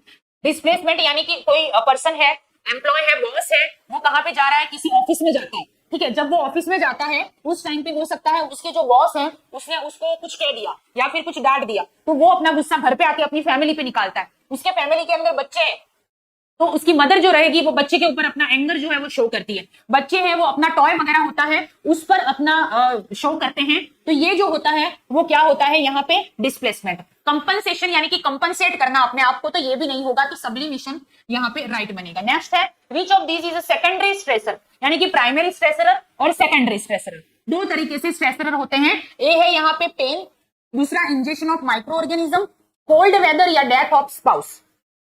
प्राइमरी स्ट्रेसर होते हैं और आपके सेकेंडरी स्ट्रेसर भी होते हैं। तो यहाँ पे देखिए प्राइमरी जो होता है वो तो pain, ingested of micro organism और कोल्ड वेदर, लेकिन ये डेथ ऑफ स्पाउस जो है वो होता है प्राइमरी स्ट्रेसर की वजह से होता है, इसीलिए ये क्या है? सेकेंडरी स्ट्रेसर है। क्लियर है? तो ये याद रखना है। नेक्स्ट है यहाँ पे what is the type of fracture that occur in children where the bone is bend but not completely broken. सबसे ज्यादा बच्चों में होने वाला फ्रैक्चर पूछा गया है, तो आंसर करिए। यस वेरी गुड प्रकाश, ए, ठीक है। आंसर करिए, क्या राइट आंसर यहां पे रहेगा?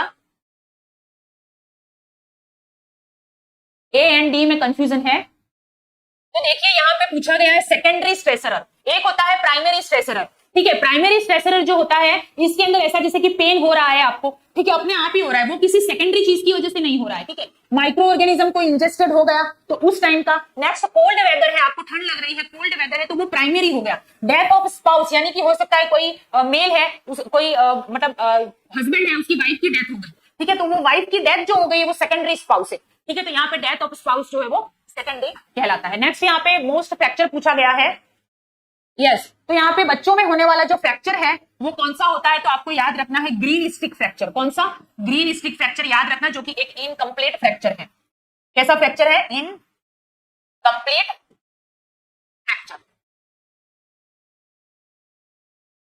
ठीक है, बच्चों में अक्सर होता है, तो यहाँ पे A is the correct answer. Next आगे बढ़ते हैं। The document that notify the central venous catheter care including the frequency of tubing change, type of fluid used for flushing, frequency of dressing change, type of dressing material to be used and other aseptic of care, protocol, care pathway, standard of care या institutional policy। चलिए answer करिए, बहुत अच्छा question है। यहाँ पे आपको पूछा गया है कि आपने नोटिफाई किया सेंट्रल वीनस कैथेटर की केयर करनी है आपको, ठीक है। उसके अंदर फ्रीक्वेंटली इंक्लूड है इसमें ट्यूबिंग को चेंज करना, type of fluid used for flush करना ताकि वो ऑब्स्ट्रक्शन ना आ जाए, क्लियर है। उसके बाद में यहाँ पे फ्रीक्वेंसी ऑफ ड्रेसिंग चेंजेस, बार बार जो ड्रेसिंग है उसको भी आपको चेंज करना है, ये भी है। उसके अलावा type of dressing material to be used, कौन से टाइप का ड्रेसिंग मटेरियल आप यूज करते हैं ये भी पूछा गया है, और एस्पेक्ट ऑफ केयर यानी कि कौन से टाइप की केयर ये है, ऐसा पूछा गया है। तो आप सभी लोग आंसर करेंगे, क्या राइट आंसर यहाँ पे रहेगा। तो देखिए, पेशेंट की सेफ्टी, पेशेंट का केयर, कैसे हॉस्पिटल में आप केयर करते हो, किस में जा रहे हो, ये हॉस्पिटल की पॉलिसी होती है, तो ये इंस्टीट्यूशनल पॉलिसी कहलाती है। क्या कहलाता है? Institutional policy. नेक्स्ट है यहाँ पे, hard chancre appear in which stage of syphilis, secondary, primary, tertiary और लेटेंट। ठीक है, hard chancre appear in which stage of syphilis. Syphilis का पॉजिटिव ऑर्गेनिज्म बताइए सभी। चलिए, सिफिलिस का पॉजिटिव ऑर्गेनिज्म बताइए, क्या राइट आंसर यहां पे रहेगा? यस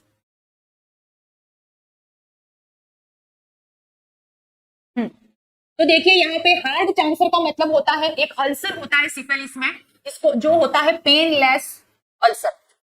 ठीक है, क्या होता है? जो कौन सा होता है? Painless ulcer. और सिफिलिस का पॉजिटिव ऑर्गेनिज्म कौन सा होता है? तो Treponema pallidum. Treponema pallidum syphilis का पॉजिटिव ऑर्गेनिज्म है। और ये पूछा गया है कि ये कौन सी स्टेज में जो है वो आपके अपीयर होता है, तो प्राइमरी स्टेज में। कब अपीयर होता है? पेनलेस अल्सर होता है प्राइमरी स्टेज में। यस, वेरी गुड, बहुत अच्छे, वेरी गुड, राइट आंसर है। नेक्स्ट है, all of these are muscle of mastication except. Mastication जो होता है उसकी मसल्स होती है एक को छोड़ के, यानी कि चबाने वाली। मास्टिकेशन का मतलब होता है जिससे हम चबाते हैं खाना, ठीक है, उसकी मसल एक को छोड़ के। स्टर्नोक्लीडोमास्टोइड, पेट्रिगोइड, टेम्पोरेलिस या फिर मेसेटर। ठीक है, तो आपको पता है यहाँ पे, तो देख लीजिए, ये पेट्रिगोइड, टेम्पोरेलिस और मेसेटर जो मसल्स होती है वो आपके जॉ में होती है। ठीक है, जबड़ा जो होता है उसके अंदर होती है, तो ये चबाने के काम में आती है। लेकिन स्टर्नोक्लीडोमास्टोइड जो होती है वो नेक में होती है। कहां पे होती है? नेक के अंदर मसल्स होती हैं। और अगर इसमें इंजरी हो जाती है तो याद रखना, एग्जाम में पूछा गया है राय नेक। ठीक है, स्टर्नोक्लीडोमास्टोइड मसल में अगर इंजरी हो जाती है तो क्या होता है? राय नेक देखने को मिलता है, जिसको आप टोर्टिकोलिस भी बोलते हो। गर्दन टेढ़ी हो जाती है उस मसल्स के लिए। तो यहाँ पे ए करेक्ट आंसर यहाँ पे हमारा। In an ECG the cause for the T wave, T wave का कॉज पूछा है ईसीजी के अंदर, तो आंसर करिए, क्या राइट आंसर यहाँ पे रहेगा। तो देखिए, ईसीजी में ऑप्शन है ventricular depolarization, B atrial depolarization, C atrial repolarization या डी वेंट्रिकुलर रीपोलराइजेशन। चलिए, आंसर ईट हम चारों के बारे में देखेंगे, बहुत इंपॉर्टेंट क्वेश्चन है यहाँ पे, याद रखना। इंपॉर्टेंट है मतलब कि सारा एक्सप्लेन होगा, पी, क्यू, आर, एस और टी। जो ईसीजी में वेव होती है, ठीक है, उसमें अलग अलग वेव अलग अलग टाइम पे आती है, क्लियर है। तो यहाँ पे पी वेव जब आती है तब होता है एट्रियल डीपोलराइजेशन, ठीक है। दूसरा होता है क्यूआरएस कॉम्प्लेक्स जो बनता है, ठीक है, ईसीजी में क्यूआरएस कॉम्प्लेक्स जो बनता है वो बनता है कब? जब होता है वेंट्रिकुलर डीपोलराइजेशन, ठीक है। तीसरा टी वेव जो बनती है वो बनती है वेंट्रिकुलर रीपोलराइजेशन, ठीक है। तो ये तीनों चीजें आपको याद रखनी है, एग्जाम में इन तीनों के बारे में पूछा जाता है। तो यहाँ पे पूछा गया है कि टी वेव कब बनती है, तो यहाँ पे मैंने लिखा है कि टी वेव बनती है जब वेंट्रिकुलर रीपोलराइजेशन होता है, यानी कि वेंट्रिकल के अंदर वापस से ब्लड जब आता है तब उसको क्या बोलते हैं, यानी कि वेंट्रिकल जब रिलैक्स होता है, ठीक है, तो उसको क्या बोलते हैं, वेंट्रिकुलर रीपोलराइजेशन। तो यहाँ पे हमारा आंसर क्या होगा, डी। नेक्स्ट आगे बढ़ते हैं, इंपॉर्टेंट क्वेश्चन है, हर बार एग्जाम में आता है ये क्वेश्चन, ठीक है, इंपॉर्टेंट बताऊंगी मैं यहाँ पे क्योंकि हर बार एग्जाम में ये क्वेश्चन पूछा जाता है कि the physical assessment of a new born,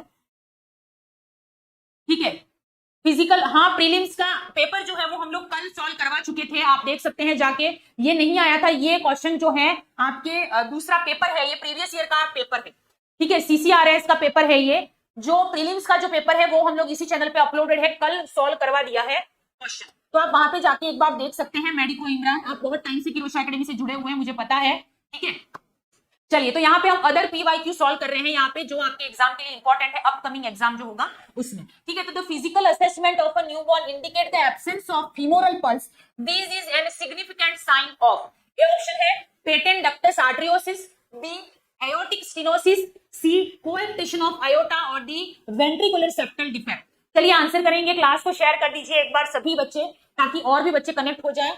चलिए, हाँ जी, तो देखिए यहाँ पे पूछा गया है, सबसे पहली बात तो यहाँ पे मैं बात करूंगी दो प्रकार की हार्ट डिजीज की, ठीक है, जो आपके एग्जाम में हमेशा क्वेश्चन आता है। पहला होता है cyanotic heart disease, cyanotic heart disease, और दूसरी होती है एसाइनोटिक हार्ट डिजीज। ये दोनों कंजेनिटल एब्नॉर्मेलिटी है, बच्चों में होती है, अधिकतर देखा जाता है, ठीक है। तो कंजेनिटल हार्ट डिजीज में साइनोटिक हार्ट डिजीज जो होता है उसके अंदर सबसे पहला आपको याद रखना है टॉप, टेट्रोलॉजी ऑफ फैलेट आपको पहले याद रखना है। दूसरे नंबर पे आपको याद रखना है ट्रंकस आर्टरियोसिस। तीसरा याद रखना है ट्राइकस्पिड अट्रेशिया, याद रखना है, क्या याद रखना है, tricuspid atresia, sorry tricuspid atresia, clear है। तो देखिए यहाँ पे टॉप याद रखना है, जो कि बहुत इंपॉर्टेंट है, हर बार क्वेश्चन आता है टॉप से, यानी कि टेट्रोलॉजी ऑफ पैलेट से हर बार क्वेश्चन आता है, जो आपको याद रखना ही है, क्लियर है। और होता है आपके ट्रंकस आर्टरियोसिस होता है, याद रखना ट्रंकस आर्टरियोसिस, ट्राइकस्पिड अट्रेशिया यहाँ पे याद रखना है, और transposition of great artery, clear है। तो ये चारों जो आते हैं वो आपके साइनोटिक हार्ट डिजीज में आते हैं। अब इनका नाम साइनोटिक क्यों पड़ा, साइनोटिक नाम से ही आप समझ रहे होंगे कि साइनोसिस का मतलब होता है कि bluish discolouration of the skin, इसलिए मैंने यहाँ पे ब्लू कलर में लिखा है, क्लियर है। तो ये आपको याद रखना है, ठीक है। तो bluish discolouration of the body, यानी कि बच्चे की पूरी बॉडी में डीऑक्सीजनेटेड ब्लड सप्लाई होता है। कैसे होता है कि इसमें जो ब्लड का फ्लो होता है वो क्या हो जाता है कि राइट टू लेफ्ट जाता है, राइट टू लेफ्ट ब्लड जाता है, और आप सभी को पता है लेफ्ट साइड से ही पूरे बॉडी में ब्लड सर्कुलेशन होता है। तो इसी के रिगार्डिंग यहाँ पे पूरी बॉडी में साइनोसिस होता है। नेक्स्ट है एसाइनोटिक हार्ट डिजीज, यानी कि लेफ्ट टू राइट, यानी कि इसमें बॉडी में किसी भी प्रकार का साइनोसिस नहीं होगा, क्लियर है, ये चीज आपको याद रखनी है। तो एसाइनोटिक हार्ट डिजीज की मैं बात करूं, सबसे पहले आता है पेटेंट डक्टस आर्टरियोसिस। क्या होता है उसके बारे में भी थोड़ा सा देख लेते हैं, क्योंकि इंपॉर्टेंट है। पेटेंट डक्टस आर्टरियोसिस जो होता है, जो कि एक एसाइनोटिक हार्ट डिजीज है, जिसके अंदर पूरी बॉडी में ब्लड सर्कुलेशन जो होता है वो ऑक्सीजनेटेड ही रहता है, ये आपको याद रखना है, क्योंकि ये ब्लड का फ्लो लेफ्ट टू राइट में होता है, लेफ्ट में तो प्योर ब्लड होता है, ठीक है, वो राइट साइड में आता है, इसीलिए यहाँ पे ये साइनोसिस होता है, साइनोसिस बॉडी में नहीं होता है, क्लियर है। नेक्स्ट यहाँ पे पीडीए पेटेंट डक्टस आर्टरियोसिस के अंदर, जैसा कि हमारे फीटल सर्कुलेशन जो होता है, बच्चे के अंदर जो सर्कुलेशन होता है जब बच्चा माँ के वूम के अंदर होता है, उस टाइम पे क्या होता है कि आपके जो ग्रेट आर्टरी, यानी कि अयोटा आपने सुना है, ठीक है, अयोटा आपने सुना है, तो अयोटा और पल्मोनरी आर्टरी, अयोटा और जो पल्मोनरी आर्टरी रहती है, इनके बारे में तो आपने सुना ही है। इन दोनों के बीच में क्या होता है, कनेक्शन होता है, कब, जब मदर के वूम में बच्चा रहता है उस टाइम पे फीटल सर्कुलेशन इस तरीके से चलता है। आपको डिटेल में फीटल सर्कुलेशन पढ़ना है तो आप ऐप पर जाकर पीडियाट्रिक की क्लासेस में पढ़ सकते हैं, क्लियर पे, वहां पे मैंने ही पढ़ा रखा है डिटेल में फीटल सर्कुलेशन, क्योंकि बहुत बड़ा टॉपिक है। तो यहाँ पे क्या होता है, एयोटा और पल्मोनरी आर्टरी के बीच में एक क्या होता है, कनेक्शन होता है, दोनों जुड़ी हुई होती है, कब, फीटल सर्कुलेशन में। लेकिन जब डिलीवरी हो जाती है उस बच्चे की, वो बच्चा बाहर आ जाता है, उस टाइम पे, उसी टाइम ये चेंज हो जाता है, क्या हो जाता है, उसी टाइम पे ये चेंज हो जाता है। कैसे चेंज हो जाता है कि इन दोनों के बीच में जो है, जो कनेक्शन था वो बिल्कुल ब्लॉक हो जाता है, बंद हो जाता है। जो कि बंद हो जाना चाहिए, लेकिन कुछ ऐसी परिस्थिति में या फिर किसी किसी बच्चे में ये देखने को मिलता है जहां पे ये क्लोज नहीं होता है, उसको बोलते हैं पेटेंट डक्टस आर्टरियोसिस। ठीक है, आयोटा पल्मोनरी आर्टरी के बीच में डक्टस आर्टरियोसिस होता है, और ये डक्टस आर्टरियोसिस फंक्शनली क्लोज हो जाता है बर्थ के टाइम पे। जैसे ही बच्चा जन्मा, बच्चा रोया, ये ब्लॉक बंद हो जाना चाहिए। लेकिन किसी किसी बच्चे में नहीं होता है, क्लोज नहीं होता है, जिसको बीमारी होती है पेटेंट डक्टस आर्टरियोसिस। ठीक है, और पेटेंट डक्टस आर्टरियोसिस की ड्रग ऑफ चॉइस के बारे में भी पूछा जाता है, तो इसकी डीओसी आपको याद रखनी है, एंडोमेथासिन। कौन सी इसकी डीओसी क्या होती है, तो याद रखना है इंडोमेथासिन। क्लियर है, आपको समझ में आ रहा है? डीओसी कौन सी होती है, पीडीए की, एंडोमेथासिन। क्लियर है, तो ये इतनी बात याद रखिएगा, इंपॉर्टेंट है। क्लियर है, नेक्स्ट यहां पे होता है ASB, atrial septal defect. Atrium का बीच में जो सेप्टम होता है उसमें भी डिफेक्ट हो सकता है। वीएसडीपी होता है, वेंट्रिकुलर सेप्टल डिफेक्ट भी यहाँ पे देखने को मिलता है। क्लियर है, तो ये चीज आपको याद रखनी है, किसके अंदर, एसाइनोटिक हार्ट डिजीज के अंदर, इंपॉर्टेंट है। तो ये चीजें याद रखना, एग्जाम में क्वेश्चन आता है कि कंजेनाइटल सबसे मोस्ट साइनोटिक हार्ट डिजीज कौन सी है, तो आपको लिखना है टेट्रोलॉजी ऑफ फैलेट। और अगर एग्जाम में क्वेश्चन आता है कि कॉमनली अगर कुछ भी एसाइनोटिक साइनोटिक कुछ भी नहीं दिया है और पूछे कि commonly congenital heart disease most common कौन सी होती है, तो आपका आंसर क्या होना चाहिए, वीएसडी। याद रखना, वेंट्रिकुलर सेप्टल जो डिफेक्ट होता है वीएसडी, ये सबसे कॉमनेस्ट हार्ट डिजीज होती है बच्चों में कंजेनिटली। क्लियर है, तो ये चीज आपको याद रखनी है। क्लियर है, अब आपको ये सब चीजें समझ में आ गई होंगी। तो यहाँ पे देखिए पूछा गया कि the physical assessment of a newborn indicate absent of femoral pulse. ठीक है, बच्चे की फीमोरल पल्स जो है वो एब्सेंट है। अब हमने यहाँ पे एसाइनोटिक साइनोटिक बारे में पढ़ा। क्लियर है, एक और कंजेनिटल एब्नॉर्मेलिटी होती है जिसको बोलते हैं ऑब्स्ट्रक्शन की वजह से। ये तो एसाइनोटिक साइनोसिस की वजह से ब्लड सर्कुलेशन इधर उधर होता है, एक होता है ऑब्स्ट्रक्शन, यानी कि अगर ऑब्स्ट्रक्शन हो जाए कहीं पर भी, ठीक है, ऑब्स्ट्रक्शन ऑब्स्ट्रक्शन की वजह से जो डिजीज कॉज होती है वो कौन सी है, तो याद रखना, कोएक्टेशन ऑफ अयोटा। ठीक है, कोएक्टेशन ऑफ द अयोटा याद रखना, यानी कि नॉर्मली लेफ्ट साइड में होती है तो वो लेफ्ट में राइट में आ जाती है, उसका सर्कुलेशन पूरा डिस्टर्ब हो जाता है, वो होता है कोएक्टेशन ऑफ द अयोटा। और इसके अंदर अपर बॉडी पार्ट में तो ब्लड सप्लाई अच्छी होगी, लेकिन आप सभी को पता है अयोटा पूरी बॉडी में ब्लड सप्लाई करती है। क्लियर है, टेस्ट सीरीज मिल सकती है क्या फिरोज शाह? हाँ जी, बिल्कुल मिल सकती है, लक्ष्यराज सिंह गहलोत। टेस्ट सीरीज बिल्कुल मिल सकती है आपको किरोज शाह एकेडमी का ऐप डाउनलोड कर लेना है, और वहां पर आप जाएंगे तो आपको सीसीआरएस की, हम लोग यहाँ पे 2019 का पेपर सॉल्व कर रहे हैं, आगे भी सॉल्व करेंगे, और बाकी का कोर्स टेस्ट सीरीज तब आपको किरोज शाह एकेडमी की ऐप पर मिलेगा। क्लियर है, बहुत अच्छी टेस्ट सीरीज है, आपको एग्जाम में जरूर हेल्प करेगी, तो आप वहां पे जाइए और वहां पे जाके आप देख सकते हैं टेस्ट सीरीज। क्लियर है, आपके पास में लिंक भी आ जाएगा, किरोज शाह एकेडमी की कोर्स का लिंक भी है, तो उस पर क्लिक करेंगे आप तो वहां पे जाके आपको सब मिलेगा। आप किरोज शाह एकेडमी का ऐप डाउनलोड कर लीजिए। ठीक है, चलिए, तो यहाँ पे हम बात कर रहे थे ऑब्स्ट्रक्शन की। ठीक है, तो ऑब्स्ट्रक्शन जो होता है इसके अंदर क्या होता है, mostly coarctation of the aorta. इसके अंदर क्या होता है कि अपर बॉडी पार्ट, क्योंकि अपर बॉडी में तो ब्लड सप्लाई अच्छी रहेगी, लेकिन लोअर बॉडी पार्ट में ब्लड सप्लाई कम होती है। क्लियर, इसीलिए लोअर बॉडी की अगर आप बीपी भी चेक करोगे कोएक्टेशन ऑफ द अयोटा में तो कम आएगी, अगर आप उसमें पल्स भी चेक करोगे तो मोस्टली एब्सेंट होती है या कम आएगी। क्लियर, अपर बॉडी पार्ट के मुकाबले। क्लियर है, तो ये चीज आपको याद रखनी है। तो याद रखना, कोएक्टेशन ऑफ द अयोटा में फीमोरल पल्स, आपको पता है ग्रोइंग एरिया में फीमोरल पल्स होती है, दोनों साइड होती है, तो उसको आप पाल्पेट करेंगे तो वो पल्स आपको फाइंड आउट नहीं होती है, यानी कि एब्सेंट है, यानी कि बच्चे को कौन सी डिजीज हो सकती है, coarctation of the aorta. Clear है, समझ में आ गया ये दोनों चीजें। किरोज शाह एकेडमी का लिंक आपके पास आ गया है, आप वहां पे क्लिक करेंगे तो आप ऐप डाउनलोड कर लेंगे। ठीक है, और वहां पे सब मटेरियल आपको मिलेगा, जो जो भी आपको पढ़ने के लिए चाहिए वो सब अवेलेबल है। ठीक है, तो आप सी यहाँ पे हमारा करेक्ट आंसर रहेगा। आई होप आपको समझ में आ रहा होगा। नेक्स्ट यहाँ पे अगेन इंपॉर्टेंट डिजीज कंडीशन है, ये जो अभी हमने पढ़ा है साइनोटिक साइनोटिक ऑब्स्ट्रक्टिव, बहुत इंपॉर्टेंट है, याद रखिएगा, एग्जाम में बार बार इससे क्वेश्चन आते हैं। आगे बढ़ते हैं, a patient present with dyspnoea, dependent edema है, क्रैकल्स है, हिपेटोमेगाली है एंड जुगुलार वेन डिस्टेंशन है, द पॉसिबल क्लिनिकल कंडीशन। बहुत अच्छा क्वेश्चन, चलिए आंसर करिए, क्या राइट आंसर रहेगा कि A patient present with dyspnoea, dependent oedema, crackles, hepatomegaly and jugular vein distension, क्या होगा, पल्मोनरी एम्बोलिज्म है उसको, बी टेंशन न्यूमोथोरैक्स है, सी हार्ट फेलियर है, या कार्डियक टैम्पोनाडे। चलिए आंसर करेंगे, क्लास को शेयर करना है।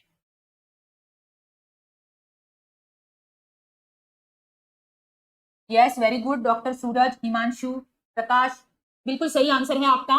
शेयर करिएगा क्लास को ज्यादा से ज्यादा। डॉक्टर नीरज, डी नहीं होगा, डी नहीं होगा, डी अलग कंडीशन है, कार्डियक टेम्पोनाडे। क्या होता है बता देती हूँ। तो कार्डियक टेम्पोनाडे जो होता है इसके अंदर आप सभी को पता है कि हार्ट जो होता है, ठीक है, हार्ट की लेयर होती है एंडोकार्डियम, पेरिकार्डियम, मायोकार्डियम, ये आपको तीनों पता है। कौन सी हार्ट की कितनी लेयर होती है? 3। कौन कौन सी यहाँ पे हम देख रहे हैं कार्डियक टेम्पोनाडे के बारे में, ये जो है क्लियर है। तो हार्ट की लेयर कितनी होती है? 3 लेयर्स होती है, ठीक है। उन 3 लेयर में कौन कौन सी होती है? सबसे पहले एंडोकार्डियम, फिर होती है आपके सॉरी सबसे पहले होती है आपके पेरिकार्डियम, ठीक है। पेरिकार्डियम, मायोकार्डियम, एंडोकार्डियम जो लेयर होती है उसके अंदर आपके जो पेरिकार्डियम लेयर होती है, पेरिकार्डियम, पेरिकार्डियम, ये जो पेरिकार्डियम लेयर जो होती है इसके आसपास क्या हो जाता है? जो पेरिकार्डियम लेयर जो होती है उसके आसपास क्या होता है? तो याद रखिएगा ये पेरिकार्डियम जो आउटर मोस्ट लेयर होती है इसके आसपास पस या फिर फ्लूइड ऐसा इकट्ठा हो जाता है। क्या होता है कार्डियक टेम्पोनाडे में कि पेरिकार्डियम जो आपकी आउटर मोस्ट लेयर होती है किसकी? हार्ट की, तो वहां पे क्या होता है? पस फ्लूइड ऐसा इकट्ठा हो जाता है, तो इसी को क्या बोलते हैं आप? कार्डियक टेम्पोनाडे। और ऐसा इकट्ठा होता है यानी कि यहाँ पे क्या हो जाता है? पेरिकार्डियम के अंदर फ्लूइड, पस वगैरह जमा हो जाता है, जिसकी वजह से यहाँ पे क्या हो सकता है? ऑब्स्ट्रक्शन आएगा कहां पे? सर्कुलेशन में। तो जिसकी वजह से हार्ट जो है वो थोड़ा सा डिस्टर्ब अगर होता है तो एरिथमियाज वगैरह भी कॉज करता है, और इसकी वजह से क्या होता है? एक तो बीपी कम होती है, टिपिकल साइन है इसका, यानी कि हाइपोटेंशन होगा, पहली बात। दूसरा होगा यहाँ पे याद रखना हार्ट साउंड में चेंज होता है, यानी कि मफल्ड हार्ट साउंड आता है। कैसा आता है? मफल्ड हार्ट साउंड, ठीक है। तो हाइपोटेंशन होगा, मफल्ड हार्ट साउंड होता है इसी के अंदर, किसके अंदर? आपके कार्डियक टेम्पोनाडे के अंदर। क्लियर है? तो ये चीज आपको याद रखनी है, टिपिकल इसके अंदर होता है तो ये आपको याद रखना ही है। क्लियर है? तो ये चीज आप याद रखिएगा, बहुत इंपॉर्टेंट है कार्डियक टेम्पोनाडे के बारे में। असेसमेंट कैसे करते हैं? तो एक्सरे कराते हैं, उसके बाद में आप उसके अंदर और भी जैसे यूएसजी भी अगर जरूरत हो तो इकोकार्डियोग्राफी कराते हैं, ईसीजी करते हैं, ये सारी चीजें इसके अंदर डायग्नोसिस के अंदर हम लोग करते हैं। अब बात करते हैं इसके ट्रीटमेंट की। बात करें तो अर्जेंटली बहुत इमरजेंसी कंडीशन है, पहली बात तो इमरजेंसी कंडीशन है, इसीलिए यहां पे क्या करते हैं? इंस्टेंट करते हैं पेरिकार्डियोसिंथेसिस, ठीक है। ये किसमें होता है? तो आपको याद रखना है पेरिकार्डियोसिंथेसिस किसमें होता है? कार्डियक टेम्पोनाडे के अंदर। क्लियर है? आई होप समझ में आ रहा होगा आपको। तो यहाँ पे डी आंसर नहीं होगा। नेक्स्ट बात करते हैं टेंशन न्यूमोथोरेक्स, न्यूमोथोरेक्स भी नहीं होगा, वहां पे भी एक्यूमुलेशन होता है एयर का। क्लियर? ओवर डिस्टेंशन हो जाते हैं लंग्स, ये भी नहीं होगा, लंग्स से रिलेटेड। पल्मोनरी एम्बोलिज्म जो होता है वो आपकी पल्मोनरी आर्टरी होती है, उसके अंदर क्या होता है? एम्बोलिज्म जो होता है मतलब कि अगर किसी पर्सन को डीवीटी है, ठीक है, डीप वेन थ्रोम्बोसिस, डीवीटी अगर है तो उसके अंदर क्या होगा? सर्कुलेशन डिस्टर्बेंस होता है, डीवीटी में स्वेलिंग हो जाती है स्पेशली पैर में। क्लियर है? तो ऐसी कंडीशन में एक कॉम्प्लिकेशन होता है डीवीटी का, वो होता है पल्मोनरी एम्बोलिज्म, ठीक है। इसके अंदर एक एम्बोलाई बन जाती है, वो आपकी पल्मोनरी आर्टरी के थ्रू जाती है हार्ट में, और हार्ट को में ऑब्स्ट्रक्शन पैदा कर देती है, इश्केमिया हाइपोक्सिया टाइप। तो ये पल्मोनरी एम्बोलिज्म, ये बहुत खतरनाक कंडीशन है, इसमें पेशेंट की डेथ तक हो सकती है, ठीक है। तो ये चीज है। अब यहाँ पे हमको पूछा गया था कि dyspnoea, dependent oedema, crackles, hepatomegaly and jugular vein distension. अब आते हैं हमारे असली आंसर पे। तो यहाँ पे हमारा आंसर जो था वो क्या था? हार्ट फेलियर, ठीक है। यानी कि हार्ट फेलियर जो रहता है मोस्टली इसका रीजन क्या होता है, इसके बारे में थोड़ा सा देख लेते हैं, शॉर्ट ओवरव्यू। तो जो आपके हार्ट फेलियर है, ठीक है, हार्ट फेलियर जो होता है ये होता क्यों है? तो इसका रीजन ये रहता है कि हार्ट फेलियर जो होता है सबसे मोस्ट इंपॉर्टेंट कारण होता है किसी भी हार्ट डिजीज होने का, तो वो याद रखना सीएडी। सीएडी का मतलब है कोरोनरी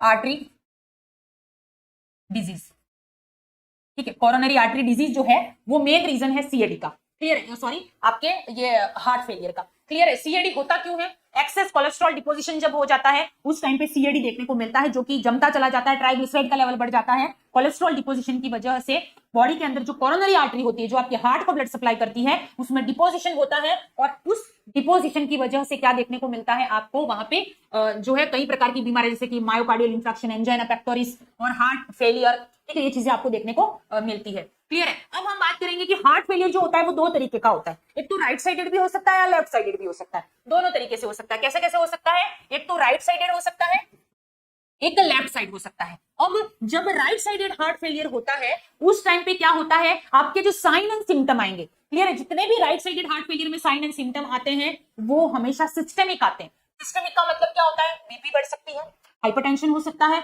दूसरा क्या हो सकता है इसके अंदर सबसे इंपॉर्टेंट बात में, अगर फ्लूइड, क्योंकि हार्ट फेलियर है, हार्ट अच्छे से पंप नहीं कर पा रहा, जिसकी वजह से फ्लूइड का एक्यूमुलेशन बॉडी में ज्यादा होगा, तो आपकी जो जुगुलार वेन है उसमें डिस्टेंशन स्वेलिंग हो जाएगी। अगर जुगुलार वेन में स्वेलिंग होगी तो जिसकी वजह से क्या हो सकता है, बॉडी में भी स्वेलिंग होगी। मोस्टली पैरों में स्वेलिंग ज्यादा होती है, जिसको आप बोलते हो पेरिफेरल एडिमा। क्या बोलते हो? Peripheral oedema right sided heart failure में देखने को मिलता है, पेरिफेरल एडिमा। किसमें? राइट साइडेड हार्ट फेलियर में। हाइपरटेंशन, हिपेटोमेगाली, ये तो इस तरीके से आपको साइन एंड सिम्टम देखने को मिलेंगे सिस्टेमिक। क्लियर है? नेक्स्ट यहाँ पे बात करेंगे लेफ्ट साइडेड, यानी कि जब लेफ्ट साइडेड हार्ट फेलियर होता है उस टाइम पे क्या होता है, mostly left sided heart failure में सारे सिम्टम जो आएंगे वो आपके लंग से रिलेटेड आएंगे। लंग से रिलेटेड यानी कि क्या हो सकता है, सबसे पहली बात डिस्निया, डिफिकल्टी इन ब्रीदिंग देखने को मिल सकता है। सबसे इंपॉर्टेंट बात, डिस्निया देखने को मिलता है, डिफिकल्टी इन ब्रीदिंग यहाँ पे देखने को मिलता है। सिस्टेमिक आएंगे सारे सिम्टम। क्लियर है? अब यहाँ पे जैसे कि क्रैकल साउंड यहाँ पे बता रखा है, ये भी लेफ्ट साइडेड हार्ट फेलियर में आता है। हिपेटोमेगाली मोस्टली राइट साइडेड में होता है। Dependent oedema right sided heart failure में होता है। ये सिस्टमिक कॉज है। Jugular vein distension right sided heart failure में होता है, लेकिन यहाँ पे ऐसा कोई क्लासिफिकेशन हमें नहीं पूछा है, इसीलिए हम यहाँ पे आंसर हमारा क्या होगा, heart failure.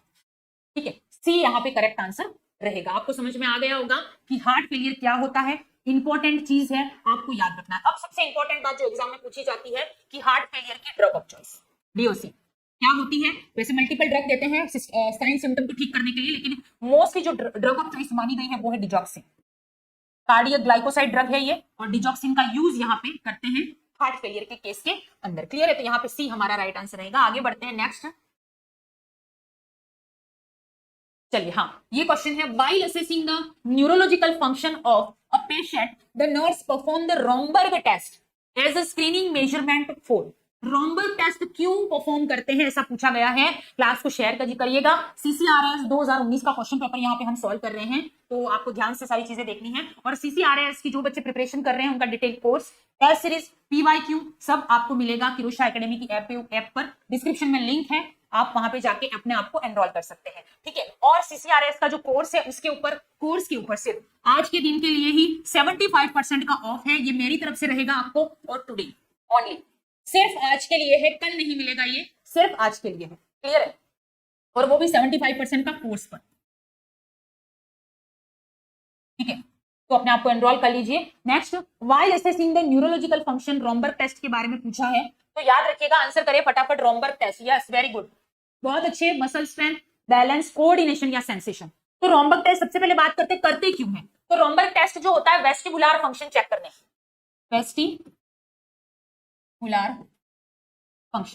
Vestibular function check करने के लिए करते हैं, यानी कि इसमें बैलेंस चेक करने के लिए। ठीक है, बैलेंस को चेक करने के लिए वो जो पर्सन होता है उसको आईज क्लोज करवा के और फिर एक चलने को बोलते हैं, आंखें बंद करके सीधा चलना है। तो अगर वो उसका बैलेंस बिगड़ता है, ठीक है, मतलब कि वेस्टिबुलर फंक्शन डिसफंक्शन है, लेकिन वो अच्छे से वो चीज कर लेता है, मतलब कि रोमबर्ग टेस्ट इसी तरह से कैसे परफॉर्म किया जाता है वेस्टिबुलर फंक्शन चेक करने के लिए। तो बी यहाँ पे करेक्ट आंसर रहेगा। आगे बढ़ते हैं, again important question, the irrational and intense fear of travelling. जिसको ट्रैवलिंग से डर लगता है, ऐसे लोग भी होते हैं जिनको ट्रैवलिंग से डर लगता है। चलिए आंसर करेंगे, ए ऑप्शन है यहाँ पे आपके सामने, एग्रोफोबिया, फोडोफोबिया, एरोफोबिया या थानाटोफोबिया। हम सारे फोबिया के बारे में यहाँ पे पढ़ने वाले हैं, तो आप लोग एक बार आंसर कर लीजिए। क्या आंसर आपका रहेगा यहाँ पे कि फियर ऑफ ट्रैवलिंग, ट्रैवलिंग से डर लगता है। चलिए, ट्रैवलिंग से डर लगता है, आप में से किस किस को ये बीमारी है वो भी बता देना। ये बीमारी नहीं है, एक तरह का फोबिया है, डर है, कुछ लोग जानबूझ के भी नहीं चाहते हैं, लेकिन यहाँ पे पूछा गया है कि fear from travelling. Yes, very good, बहुत अच्छे। इसका आंसर होगा होडोफोबिया। याद रखना है, नया है, अब तक हम लोग कुछ अलग तरीके के फोबिया देख रहे थे, ये कुछ अलग तरीके का है, आगे भी देखने को मिल सकता है, तो जरूर देखिएगा। नेक्स्ट, यहाँ पे हम लोग सारे जितने भी फोबिया है मोस्टली उसके बारे में यहाँ पे देखेंगे जो इंपॉर्टेंट है एग्जाम के पॉइंट ऑफ व्यू से। तो आइए चलिए देखते हैं उसके बारे में। तो टाइप ऑफ फोबिया के बारे में यहाँ पे हम लोग देख रहे हैं, जिसके अंदर सबसे पहला है यहाँ पे जूफोबिया, फियर ऑफ एनिमल। दूसरा है यहाँ पे आर्केनोफोबिया, फियर ऑफ स्पाइडर, मधुमक्खी वगैरह जो होती है उनसे। सी है एक्रोफोबिया, फियर ऑफ हाइट। यहाँ पे नेक्स्ट है नेक्टोफोबिया, यानी कि फियर ऑफ डार्कनेस।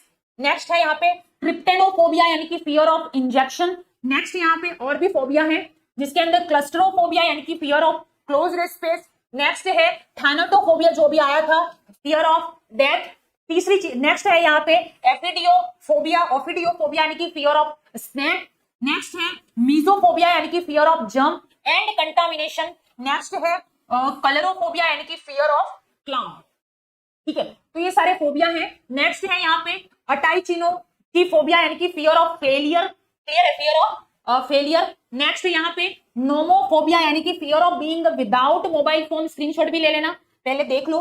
क्लियर है। नेक्स्ट है agoraphobia, fear of being in a public. Next है place where there are a lot of people, उससे डर लगता है, उसको बोलते हैं एग्रोफोबिया। क्लियर है, तो ये सारी चीजें आपको याद रखनी है, इंपॉर्टेंट है। फोबिया, सारे के सारे फोबिया इंपॉर्टेंट है जो आपको याद रखना।